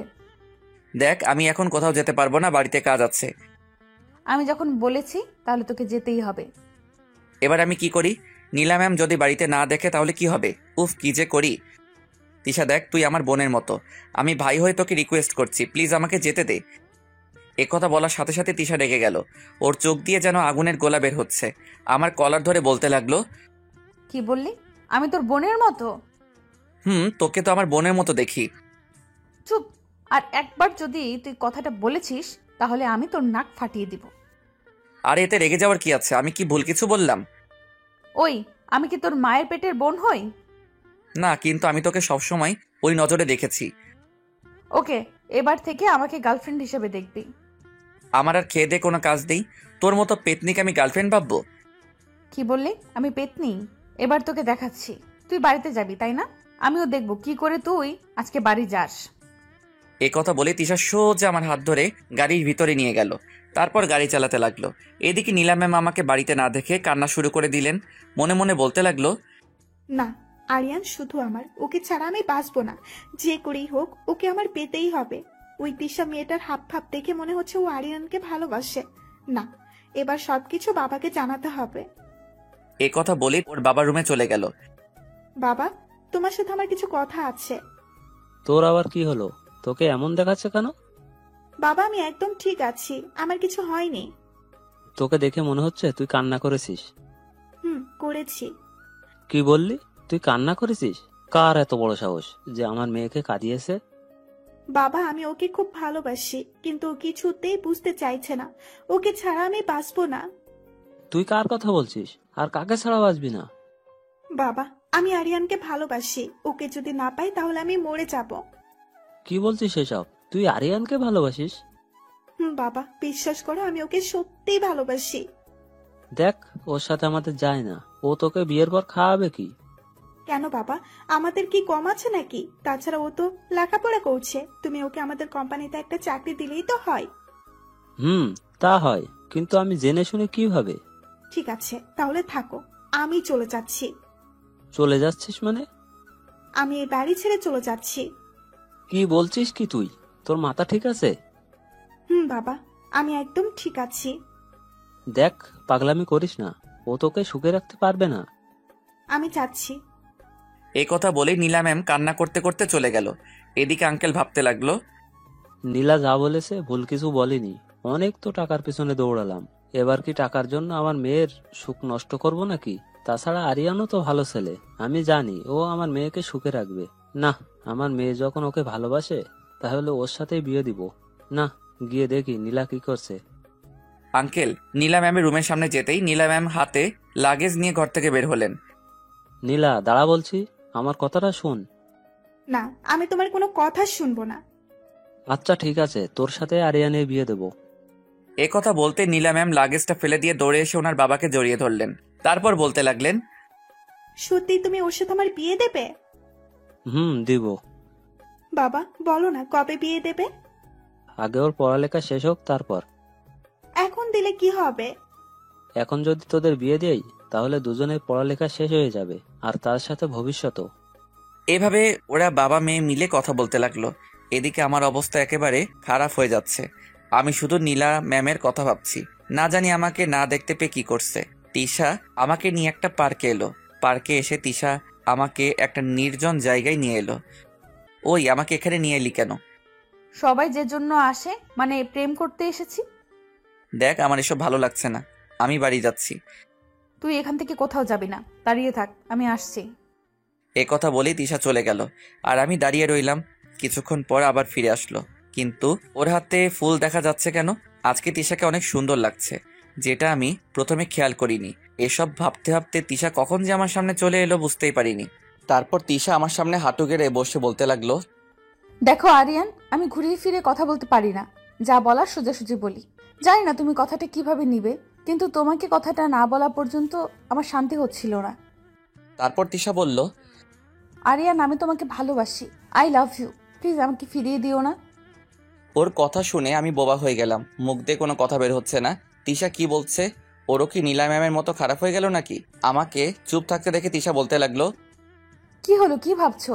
আমার উত্তর দাও। কিসের উত্তর? বারে, একটু আগে যে তোমাকে প্রপোজ করলাম তার উত্তর। দেখো তিশা, পাগলামির একটা লিমিট থাকা উচিত। আমি কোনো পাগলামি করছি না, যা সত্যি তাই বললাম। বিশ্বাস করো, আমি তোমাকে সত্যিই অনেক ভালোবাসি, তোমাকে না পেলে আমি বাঁচবো না। আবেগ দিয়ে নয়, বিবেক দিয়ে কথা বলো। তোমার এসব কিছু আবেগ মনে হচ্ছে? আমি আবেগ দিয়ে কোনো কথা বলছি না, যা বলার বিবেক দিয়ে বলছি। দেখ, তোর সাথে আমার যায় না, তুই কোথায় আর আমি কোথায়, আমাদের দুজনের মধ্যে আকাশ পাতাল তফাৎ। আমি তোর কথা আব্বুকে অনেক আগেই বলেছি, আর আব্বু বলল আমি যাকে ভালোবাসি তার সাথেই নাকি আব্বু আমার বিয়ে দিয়ে দিবে। এ কথা শোনার জন্য আমি মোটেও প্রস্তুত ছিলাম না। কি? এবার তো আমাকে ভালোবাসতে তোর কোনো সমস্যা নেই? না, আমি তোকে ভালোবাসতে পারবো না। এ কথা বলার সাথে সাথে তিশা আমাকে জড়িয়ে ধরলো। তারপর আমার বুকের ভিতর মাথা গুজে দিয়ে কান্না করতে করতে বলতে লাগলো, বিশ্বাস করো, আমি তোমাকে সত্যিই অনেক ভালোবাসি। তোমাকে যেদিন কলেজে প্রথম দেখেছিলাম সেদিনই তোমার প্রেমে পড়ে যাই। তারপর তোমার সাথে থাকার জন্য বন্ধুত্ব করি, কিন্তু তুমি আমাকে বন্ধু হিসেবে মেনে নিতে পারোনি। তারপর ক্লাসে পড়া না বোঝার নাটক করি। আমি জানতাম স্যার আমাকে তোমার থেকে পড়া বুঝে নিতে বলবে, আর আমিও এই সুযোগে তোমার সাথে থাকতে পারবো। এইসব বলে তিশা আমার বুকের ভিতর মাথা রেখে কান্না করতে লাগলো। আমি এখন কি বলবো কিছুই বুঝতে পারছি না। না, আগে পরীক্ষা করে দেখি তিশা কি আমাকে সত্যি সত্যি ভালোবাসে। ওকে, আমি তোকে একটা শর্তে ভালোবাসতে পারি। কি শর্ত বল, আমি সব কিছু পারবো। ওকে ঠিক আছে, তাহলে আমার সাথে রুম ডেট করতে হবে। কি? জানতাম তুই পারবি না। কে বলেছে আমি পারবো না? ঠিক আছে, এটাই যদি আমার ভালোবাসার পরীক্ষা হয় তাহলে তাই করব। বলো আমাকে কোথায় আসতে হবে? যা বলছিস ভেবে বলছিস তো? আমি ভেবেই বলছি। ওকে, তাহলে বিকাল 4টায় এই ঠিকানায় চলে আসিস। ঠিক আছে, আসবো। আপনারা আবার রুম ডেট করার ব্যাপারটা খারাপভাবে নিয়েন না। আমি শুধু ওকে পরীক্ষা করার জন্য কথাটা বললাম। এবার বুঝতে পারবো ও আমাকে সত্যি ভালোবাসে নাকি বাসে না। ও যদি আসে তাহলে বুঝবো ও আমাকে সত্যি ভালোবাসে, আর যদি না আসে তাহলে আর কি। আমি বাড়িতে যাওয়ার জন্য রওনা দিলাম। ঘড়ির দিকে তাকিয়ে দেখি 12:30 বেজে গেছে। না জানি আজকে বাড়িতে গেলে আমার উপর দিয়ে কোন ঝড় যাবে। একটা রিক্সা নিয়ে বাড়ির সামনে চলে আসলাম। তারপর বাড়িতে ঢুকলাম। চোরের মতো চুপি চুপি নিজের রুমে গেলাম। রুমে গিয়ে দরজা বন্ধ করে দিলাম। তারপর বলতে লাগলাম, যাক বাবা, তাহলে নীলা ম্যাম এখনো কিছু জানে না। কেউ একজন বলে উঠল, আমি সব জানি। তারপর আমি বিছানার দিকে তাকিয়ে দেখি নীলা ম্যাম বিছানায় বসে আছে আর আমার দিকে রাগী দৃষ্টিতে তাকিয়ে আছে। এই রে, আবার এখানে কিভাবে এলো? আরে ম্যাম, আপনি আমার রুমে কি করছেন? দেখতে আসলাম আমার বাবুটা কি করছে। উনি আমার দিকে এগিয়ে আসতে আসতে বলতে লাগলেন, তা স্যার, আপনি কোথায় গিয়েছিলেন? উনি একদম আমার কাছে চলে আসলেন। আমতা আমতা করে বলতে লাগলাম, না মানে আমি তো বাগানে গিয়েছিলাম। ও আচ্ছা, আপনি বাগানে গিয়েছিলেন বুঝি? তা বাগানে গেলে বুঝি নতুন জামা কাপড় পরে যেতে হয়? ওনার কথাগুলো আমার সুবিধার মনে হচ্ছে না, যেন মনে হচ্ছে এক্ষুনি আমার উপর দিয়ে ঝড় বয়ে যাবে। না মানে আসলে আমার জামা কাপড়গুলো আজকে ধুয়ে দিলাম তো, তাই নতুন জামা পরতে হলো। এ কথা বলার সাথে সাথে নীলা ম্যাম আমাকে এক ধাক্কা দিয়ে বিছানায় ফেলে দিলেন। তারপর আমার গায়ের উপর বসে বলতে লাগলেন, চুপ কর কুত্তা, যদি আরেকবার মিথ্যে কথা বলিস তাহলে আমি তোর কি হাল করবো আমি নিজেও জানি না। এবার সত্যি করে বল, কোথায় গিয়েছিলি? আসলে তিশার সাথে দেখা করতে গিয়েছিলাম। কি? আমি বারণ করার পরেও তুই ওর সাথে দেখা করতে গেলি? না, এই শাস্তি তোকে পেতে হবে। আপনি আমার উপর থেকে সরুন, তারপর যা শাস্তি দেওয়ার দিবেন। এ কথা বলতেই নীলা ম্যাম আমার মাথার পিছনে হাত দিয়ে ওনার ঠোঁটের সাথে আমার ঠোঁটটা লাগিয়ে দিলেন। এইভাবে অনেকক্ষণ আমার ঠোঁটের উপর অত্যাচার করলেন। আমি ওনাকে কোনো মতে সরালাম। আমার অনেক রাগ হলো। আমি উঠে ঠাস করে ওনার গালে একটা চড় বসিয়ে দিলাম। তারপর বলতে লাগলাম, কি পেয়েছেন কি? যখন যা খুশি তাই করবেন। আমি আপনাকে একটা কথা স্পষ্ট বলে দিতে চাই, আপনাকে কখনো ভালোবাসতে পারবো না, কারণ আপনাদের মতো মেয়েদের ভালোবাসা যায় না। নীলা ম্যাম গালে হাত দিয়ে আমার কথাগুলো শুনছে। আশা করি আপনি আমার কথা বুঝতে পারছেন। আমিও দেখব তুমি কতদিন আমাকে ভালো না বেসে থাকতে পারবে। এ কথা বলে চলে গেল। আমি তো এখন বিশ্বাস করতে পারছি না আমি নীলা ম্যামকে চড় মারলাম আর উনি আমাকে কিছুই বললেন না। তারপর আমি ওয়াশরুমে চলে গেলাম। 2 মিনিটের মধ্যে গোসল করে চলে আসলাম। শীতকালের গোসল, আপনারা তো বুঝতেই পারছেন।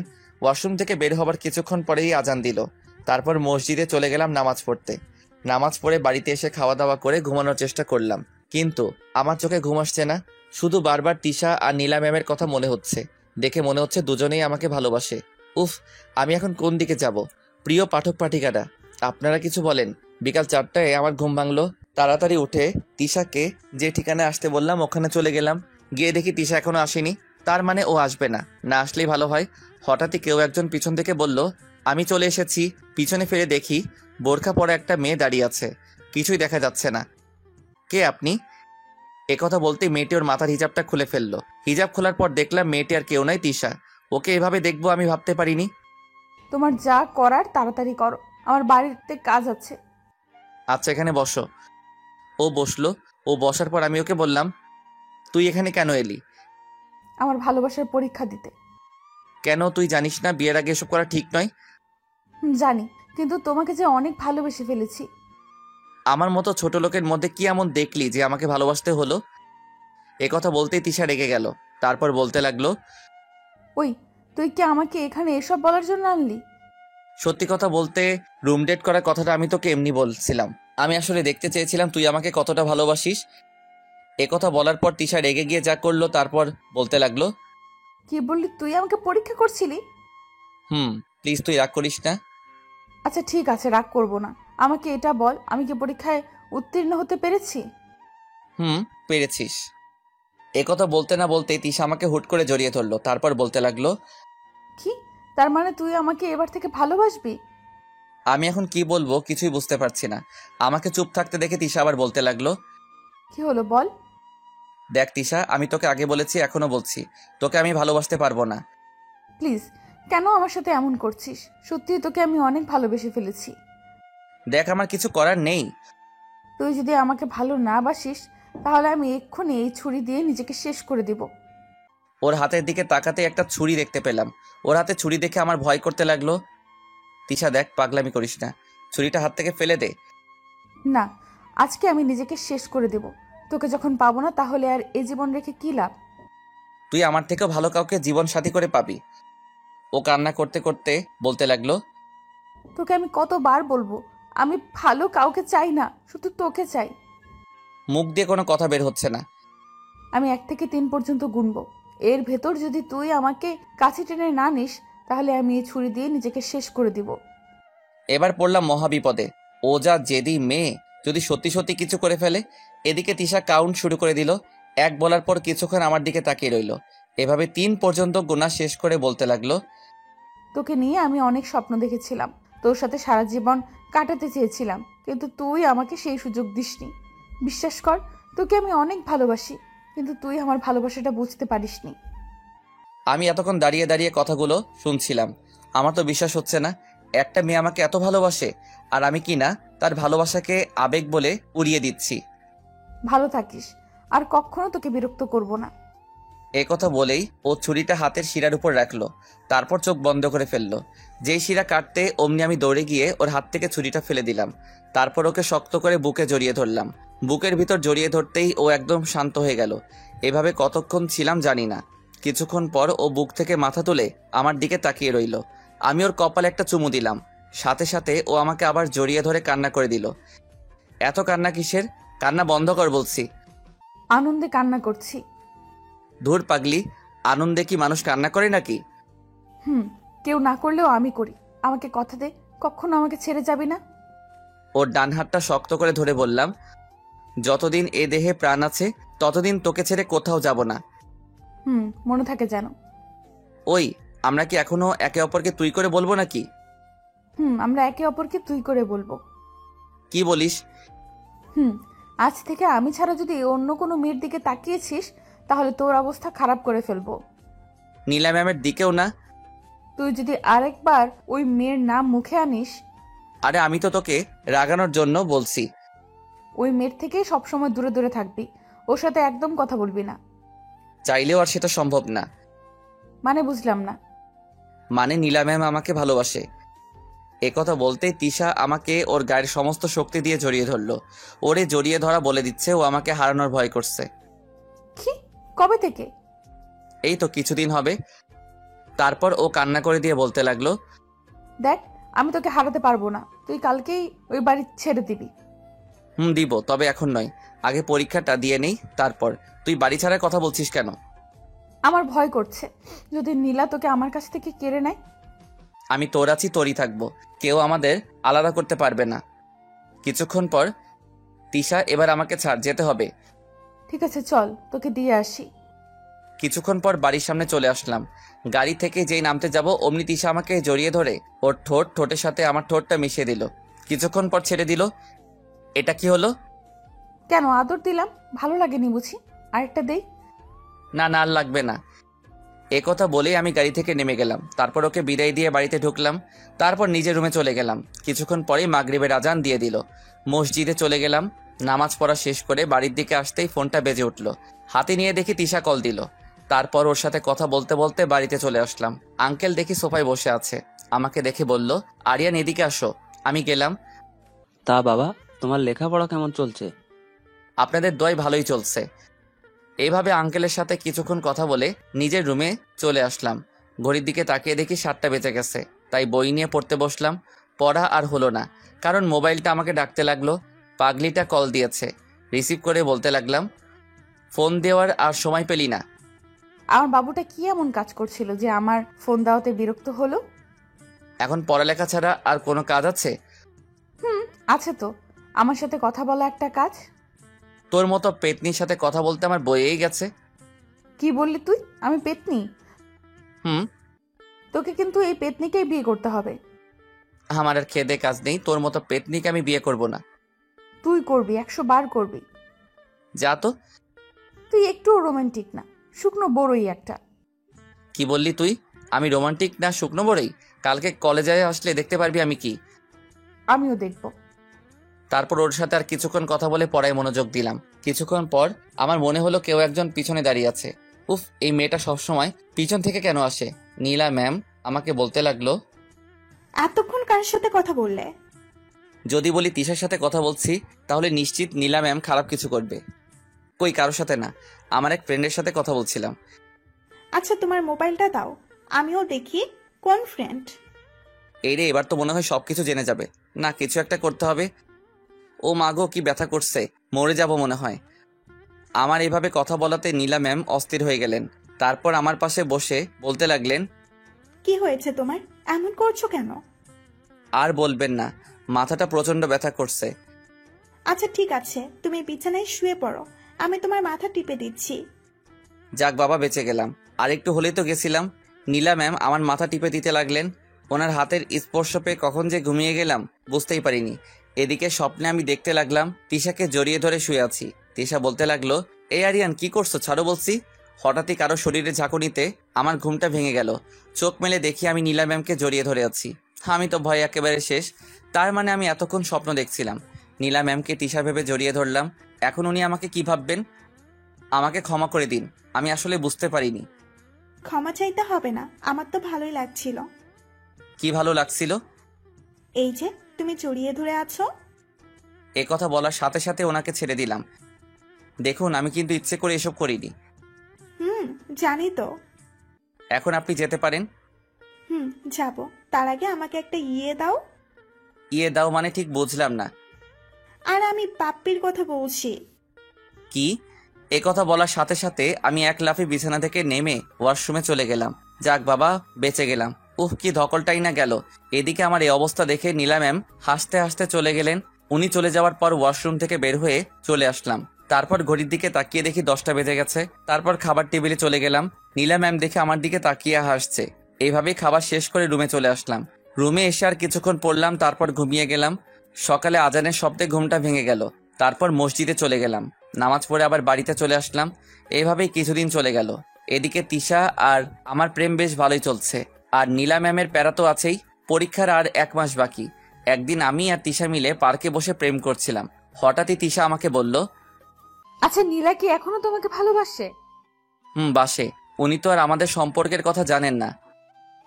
এবার জানানোর সময় হয়েছে। কি?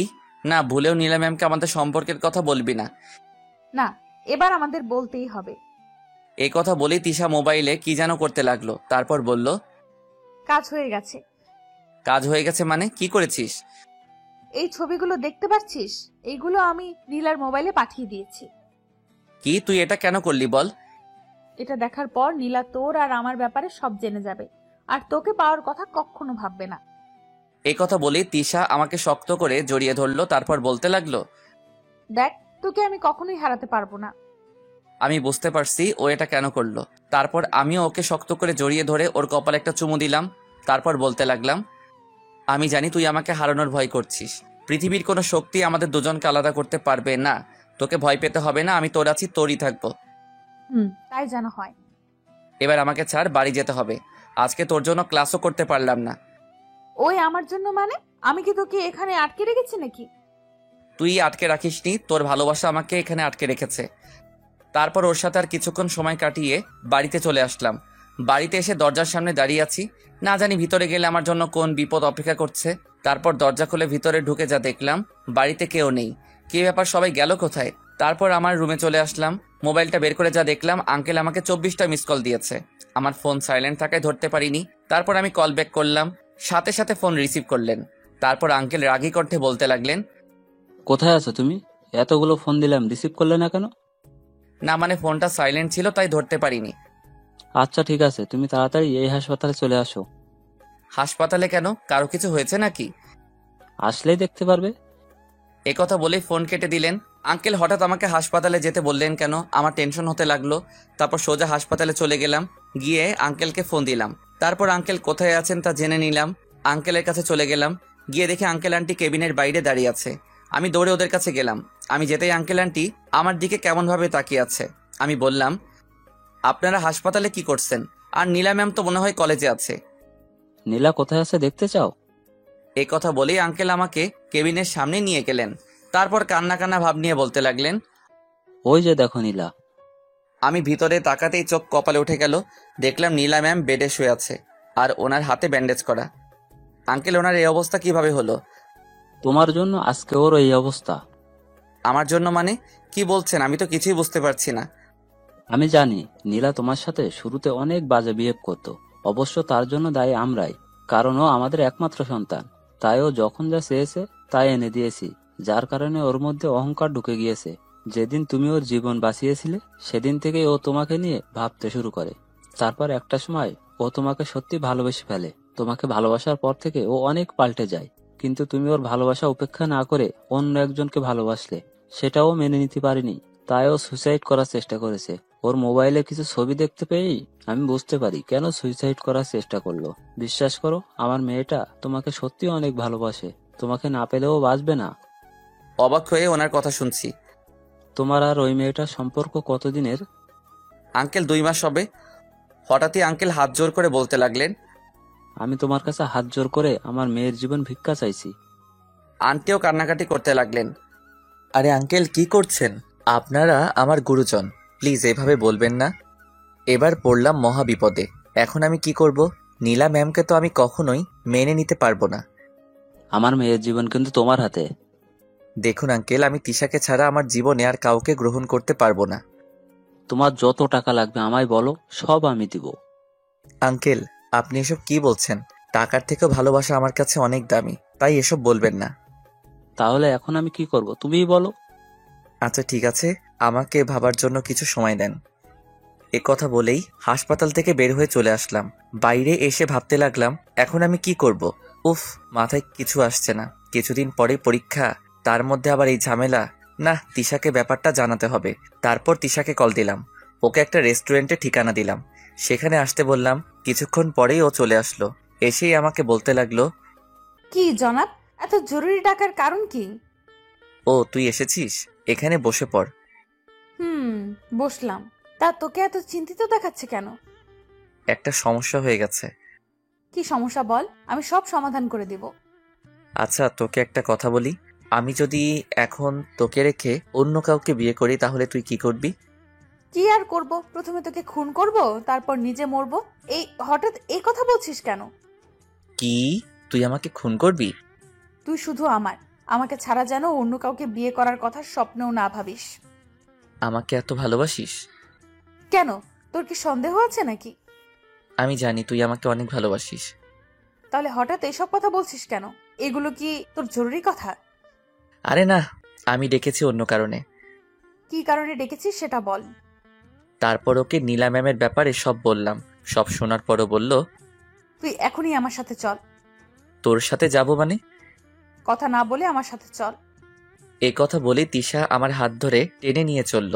তারপর গাড়ির ভিতরে বসালো। ও গাড়িতে বসে গাড়ি স্টার্ট দিল। কি হলো, আমাকে কোথায় নিয়ে যাচ্ছিস? চুপ থাক, কোনো কথা বলবি না। তারপর আমি চুপ হয়ে গেলাম। কিছুক্ষণ চুপ থাকার পর ওর নীরবতা ভেঙে বলল, আমাকে বিয়ে করবি?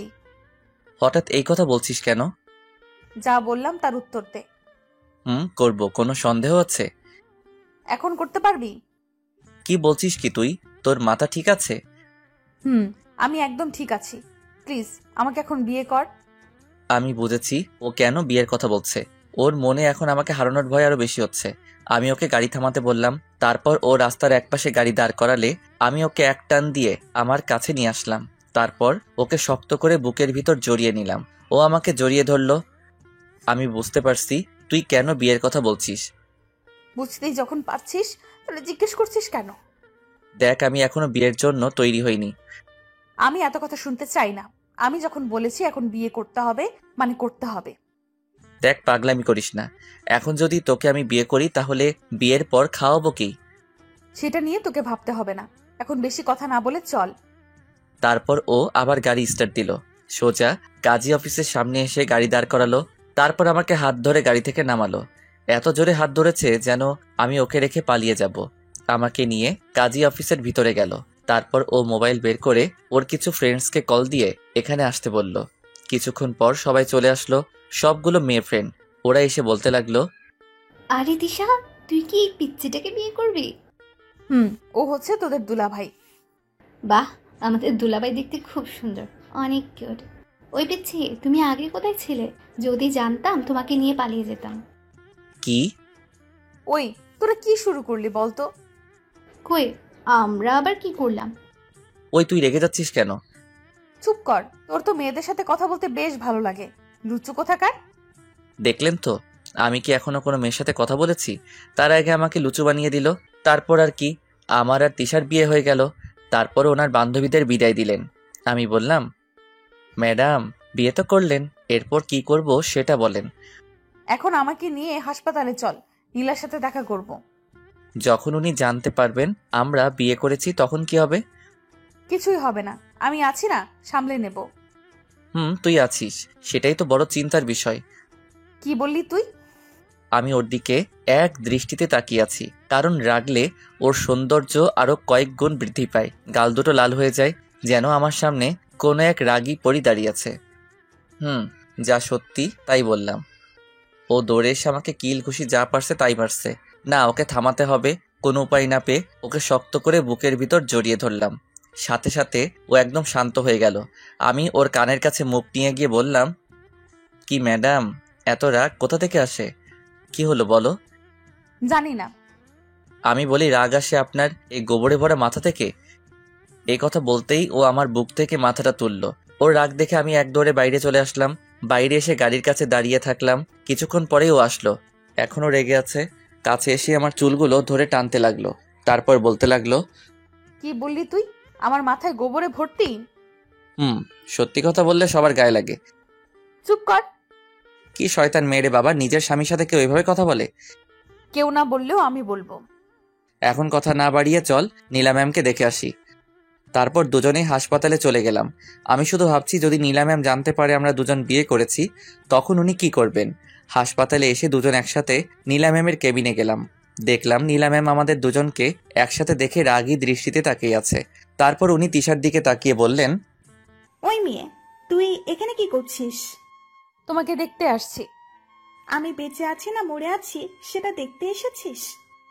তুমি কি বলছো এসব? তুই কি ভেবেছিস আমার থেকে ওকে কেড়ে নিয়ে তুই ভালো থাকবি? ম্যাম, আপনি এসব কি বলছেন? আমি ওকে ভালোবাসি, তাই আপন করে নিয়েছি। এখানে কেড়ে নেওয়ার কথা এলো কেন? আমিও তোমাকে সত্যিকারের ভালোবাসি, প্লিজ আমাকে আপন করে নাও। একথা বলেই নীলা ম্যাম আমাকে জড়িয়ে ধরলেন।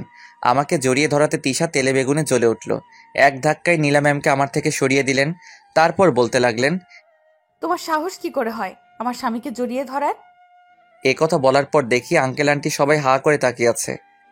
স্বামী মানে? কার স্বামী? আমরা দুজনে বিয়ে করছি। ও যা বলছে তা কি সত্যি? সত্যি। না, এ হতে পারে না। তুমি শুধু আমার, তোমাকে ছাড়া আমি বাঁচবো না। দেখুন, কারো জন্য কারো জীবন থেমে থাকে না। এটাই হয়তো নিয়তি ছিল। হয়তো আপনি আমার থেকেও ভালো কাউকে আপনার জীবন সঙ্গী হিসেবে পাবেন। নীলা ম্যাম শুধু কান্না করছে। এখানে তোমার কোনো দোষ নেই, তুমি একদম সঠিক সিদ্ধান্ত নিয়েছো। বাবা, এখন আমার কি হবে? তোকে আমি বলেছিলাম ওর জন্য তোকে একদিন কান্না করতে হবে, আজ সেই দিন এলো। আঙ্কেল, এবার আমাদেরকে যেতে হবে। তোমরা এখন কোথায় যাবে? আমি এখন বিবাহিত, এখন তো আর আপনার বাড়িতে থাকা যায় না। কেন থাকা যাবে না? আমি কি তোমাদের তাড়িয়ে দিচ্ছি নাকি? না আঙ্কেল, আমি তা বলছি না। আমি নিজেই চলে যাচ্ছি। এবার আমাকে কিছু করতে হবে, নিজের পায়ে দাঁড়াতে হবে। আচ্ছা, তুমি যখন চলে যেতে চাইছো তাহলে তোমাকে আর আটকাবো না। তারপর আঙ্কেল আন্টির থেকে বিদায় নিয়ে চলে আসলাম। নীলা ম্যামের দিকে তাকিয়ে দেখি উনি কান্না করছেন। করুক কান্না, আমার কিছু করার নেই। তারপর বাইরে এসে তিশাকে বললাম, আঙ্কেলের বাড়িতে নিয়ে চল। কেন, ওখানে গিয়ে কি করবি? তোকে যেটা বললাম সেটা কর। তারপর তিশা গাড়ি স্টার্ট দিল। কিছুক্ষণ পরে আঙ্কেলের বাড়ির সামনে চলে আসলাম। তারপর আমি এক দৌড়ে ভিতরে চলে গেলাম। আমার রুমে গিয়ে জামা কাপড় গোছালাম। তারপর বের হয়ে চলে এলাম। ও, তুই জামা কাপড় নিয়ে এসেছিলি? ওই বিয়ে তো করলি, এবার কি করব সেটা বল। তোকে কিছু ভাবতে হবে না, যা করার আমি করছি। তারপর তিশা ফোন বের করে কাকে যেন কল দিল। তারপর কথা বলতে লাগলো। কথা বলা শেষ করলো। কি হলো, কার সাথে কথা বললি? তোর শ্বশুরের সাথে। আমি তো ভয় পেয়ে গেলাম, কারণ শুনলাম উনি নাকি রাগী মানুষ। উনিও আঙ্কেলের মতো বড় ব্যবসায়ী। তুই ওনাকে কি বলেছিস? দাঁড়া, আগে তোর ঘাম মুছে দেই। এবার বল। বাবার কথা শুনেই তোর এত ভয় হচ্ছে কেন? ভয় করছে মানে? তুই কি বলতে চাইছিস? আমি কি তোর বাবাকে ভয় পাই নাকি? তা তো দেখতেই পাচ্ছি, কিন্তু একটা। কি বললি? আমি ভীতু? দাঁড়া দেখাচ্ছি। এই বলে আমি ওকে যেই ধরতে যাব, অমনি এক দৌড়েও গাড়ির ভিতরে চলে গেল। এবার দেখি তুই করতে পারিস। এখন নয়, তোকে তো আমি পরে দেখে নিব। ও আচ্ছা, তাহলে আমিও দেখবো আমার বরটা কি করে। এবার কোথায় যাব, কোথায় থাকবো, আমার মাথায় কিছু আসছে না। গাড়িতে উঠে বস। কেন, সারা জীবন কি গাড়িতে থাকবো নাকি? তুই উঠে বস, আমি সব বলছি। তারপর আমি গাড়িতে উঠলাম। আমাদের বিয়ের কথা বাবাকে বলেছি। কি? বাবা আমাদের মেনে নিয়েছে। এত তাড়াতাড়ি মেনে নিল? অবাক হওয়ার কিছু নেই, বাবা আমার সুখের জন্য সব করতে পারে। তোর বাবা নিশ্চয়ই পাগল। কি বললি? বাবা পাগল? দেখ, রাগিস না। তুই দেখ, আমার মতো একটা ছেলে যার বাড়ি নেই গাড়ি নেই, এরকম একটা ছেলের বিয়ে হবার পরেও তোর বাবা কোনো রিয়াক্ট করলো না। এর মানে তোর বাবা মানে আমার শ্বশুর মশাই পাগল। দেখ, তোর হয়তো বাবাকে পাগল মনে হতে পারে, মা মারা যাওয়ার পর থেকেই। কি বললি? তোর মা মারা গেছে? কিন্তু তুই তো বলেছিলি বেঁচে আছে। বলেছিলাম, কারণ বাবা দ্বিতীয় বিয়ে করেছিল, আমার সৎ মা আছে, যদিও ওনাকে কখনো নিজের মা বলে মানতে পারিনি। একটা কথা আছে জানিস, পর কখনো আপন হয় না। বুঝলাম। এখন আমরা কোথায় যাচ্ছি? এইখানে বাবা আমার জন্য একটা ফ্ল্যাট কিনেছিল, সেখানেই যাচ্ছি। এবার থেকে আমরা ওখানেই থাকবো। না দেখ, আমি থাকতে পারবো না। তুই থাকলে থাক। কি বলছিস তুই? থাকবি না মানে? কেন? দেখ, এটা খারাপ দেখায়। আমি কি বলতে চাচ্ছি তুই নিশ্চয়ই বুঝতে পারছিস। তুই কি বলতে চাচ্ছিস আমি বুঝতে পারছি, কিন্তু তবুও তোকে থাকতে হবে। একটা বড় বিল্ডিং এর সামনে এসে গাড়ি দাঁড় করালো। কি হলো? গাড়ি দাঁড় করালি কেন? আমাদের বাড়িতে চলে এসেছি। আমাদের না, শুধু তোর। দেখ, আমার যা কিছু সবকিছু তো তোর, কেন এমন করছিস? আমি তো ভুল কিছু বলছি না। আমি এত কথা শুনতে চাই না, ভেতরে চল। না, আমি যাব না। এবার কিন্তু আমার রাগ হচ্ছে। তোর রাগ আসলে আমি কি করব? দেখ এবার আমি কি করি। এই বলে ও আমার কলার ধরে টেনে হিঁচড়ে ভিতরে নিয়ে গেল। আমি তো হা হয়ে গেলাম। মেয়েদের গায়ে যে এত জোর ছিল আগে জানতাম না। তারপর আমাকে ভিতরে নিয়ে গিয়ে দরজা বন্ধ করে দিল। উফ, এইভাবে কেউ নিয়ে আসে নাকি? চুপ কর, কোনো কথা বলবি না। চুপ করেই তো আছি। একেবারেই চুপ থাকবি। আমার ঘরটা গুছিয়ে নে। এই বলে ও কোমরে ওড়না বেঁধে নিয়ে কাজে লেগে গেল। বাহ, এই না হলে আমার বউ। আমি এতক্ষণ কোনো কথা বলিনি। ঘর গোছানো শেষ করে আমাকে বলতে লাগলো। কেমন হলো? আমি শুধু এক ধ্যানে ওর দিকে তাকিয়ে আছি। কি হলো? কথা বলছিস না কেন? আমি ধীরে ধীরে ওর দিকে এগোতে লাগলাম। ও আমতা আমতা করে বলতে লাগলো। কি হলো, এভাবে এগিয়ে আসছিস কেন? আমি ওর দিকে এগিয়ে আসছি। ও পিছনে যেতেই দেওয়ালের সাথে লেগে গেল। আমি ওকে দেওয়ালের সাথে চেপে ধরলাম। ওর হাত দুটো আমার হাতের মধ্যে আবদ্ধ করলাম। ও কোনো কথা বলছে না, চোখ বন্ধ করে দাঁড়িয়ে আছে। আমি ধীরে ধীরে ওর ঠোঁটের দিকে মুখ নিয়ে যেতে লাগলাম। ওর গরম নিঃশ্বাস আমার মুখের উপর পড়ছে। তারপর ওর ঠোঁটের সাথে আমার ঠোঁট লাগিয়ে দিলাম। সাথে সাথে ও আমাকে শক্ত করে জড়িয়ে ধরলো। এভাবে কতক্ষণ ছিলাম জানি না। কিছুক্ষণ পরেই তিশা আমাকে এক ধাক্কা দিয়ে অন্য রুমে চলে গেল। আর আমি দাঁড়িয়ে রইলাম। ঘড়ির দিকে তাকিয়ে দেখি বিকাল 4টা বেজে গেছে। আমি আমার ব্যাগ নিয়ে তিশার পাশে রুমে গেলাম। তারপর ফ্রেশ হয়ে এসে বিছানায় বসে রইলাম। কিছুক্ষণ পরে তিশা আমার কাছে আসলো। লজ্জায় ও আমার দিকে তাকাতে পারছে না। এই নাও, তোমার জন্য চা নিয়ে আসলাম। কি ব্যাপার, আমাকে তুমি করে বলছিস কেন? আমি কি আমার স্বামীকে তুমি করে বলতে পারি না? কেন নয়, বলতে পারিস। কিন্তু তুই তো বলেছিলি আমরা যেন একে অপরকে তুই করে বলি। ওকে আমার পাশে বসালাম। আগে যা বলেছি সব ভুলে যাও। এবার থেকে আমরা একে অপরকে তুমি করে বলবো। তাহলে তো আমাকে এটাও ভুলে যেতে হবে তুমি আমার বউ ছিলে। কি বললি? আরেকবার বল, মেরে নাক ফাটিয়ে দেব। না মানে তুমি তো বললে আগে যা বলেছ সব যেন ভুলে যাই। আমার সাথে মজা হচ্ছে তাই না? ওকে আলতো করে জড়িয়ে ধরে বললাম, আমি কি আমার বউয়ের সাথে মজা করতে পারি না? যাবে, কিন্তু এসব বিষয় নিয়ে মজা করা যাবে না। না, আমি করব। ওকে, তাহলে আমিও নাক ফাটাবো। কি মেয়ে রে বাবা, নিজের স্বামীর সাথে কেউ এভাবে কথা বলে? কেউ না বললেও আমি বলবো। আচ্ছা ঠিক আছে, তোমার মতো গুন্ডির সাথে ঝগড়া করার ইচ্ছা আমার নেই। কি বললে? আমি গুন্ডি? তোমার 14 গোষ্ঠীর সবাই গুন্ডি। এ কথা বলাতেই আমার মন খারাপ হলো। কারণ আপনারা তো জানেনই এই পৃথিবীতে আমার নিজের বলতে কেউ নেই। আমার তো আমি ছাড়া আর কেউ নেই। আমি তো ছোট থেকেই একা বড় হয়েছি। আমার আবার 14 গোষ্ঠী কোথা থেকে আসবে? তিশা বুঝতে পারলো আমার মন খারাপ হয়ে গেছে। ও আমাকে শক্ত করে জড়িয়ে ধরে বলল, কে বলেছে তোমার কেউ নেই? আমি আছি। তোমার সুখে দুঃখে সব সময় তোমার পাশে থাকবো। কখনো নিজেকে একা ভাববে না। ওকে শক্ত করে বুকের ভিতর জড়িয়ে ধরে বললাম, আমি চাই আমার বউটা যেন সব সময় আমার পাশে থাকে। কথা দিলাম সব সময় তোমার পাশে থাকবো। তারপর আমি ওর কপালে একটা চুমু দিয়ে ওকে ছেড়ে দিলাম। আচ্ছা, তুমি এই রুমে কি করছো? কেন, এখন থেকে তো আমি এখানেই থাকবো। থাকবে, কিন্তু এখানে নয়, আমার রুমে চলো। না, আমি এখানেই থাকবো। আমাদের বিয়ে হয়েছে না? বিয়ের পর কি স্বামী স্ত্রী আলাদা থাকে? ও, এই কথাটা তো আমার মাথাতে এলো না। পাগল একটা। এই কথা বলেই ও আমার জামা কাপড় নিয়ে রুমে চলে গেল। আমি বসে বসে চা খেতে লাগলাম আর ভাবতে লাগলাম কিছুদিন পরেই পরীক্ষা শুরু, না এবার পড়ালেখায় মন দিতে হবে। আমি রুম থেকে বের হলাম। এইভাবে কিছু সময় চলে গেল। রাত্রিবেলায় খাবার খাওয়ার জন্য তিশা আমাকে ডাকলো। খাবার টেবিলে গিয়ে দেখি ও অনেক কিছু রান্না করেছে। আমি গিয়ে বসলাম, তারপর ও আমাকে খাবার বেড়ে দিতে লাগলো। আমি খাচ্ছি আর ও আমার দিকে তাকিয়ে আছে। আমি বুঝতে পারছি ও কেন তাকিয়ে আছে। এইভাবে তাকিয়ে থাকলে তো আমার পেট খারাপ হবে। আচ্ছা ঠিক আছে, তুমি খাও, আমি তাকাবো না। তা আমার বউটা মনে হয় আগে খেয়ে ফেলছে। খেয়েছি, তুমি খেয়ে নাও।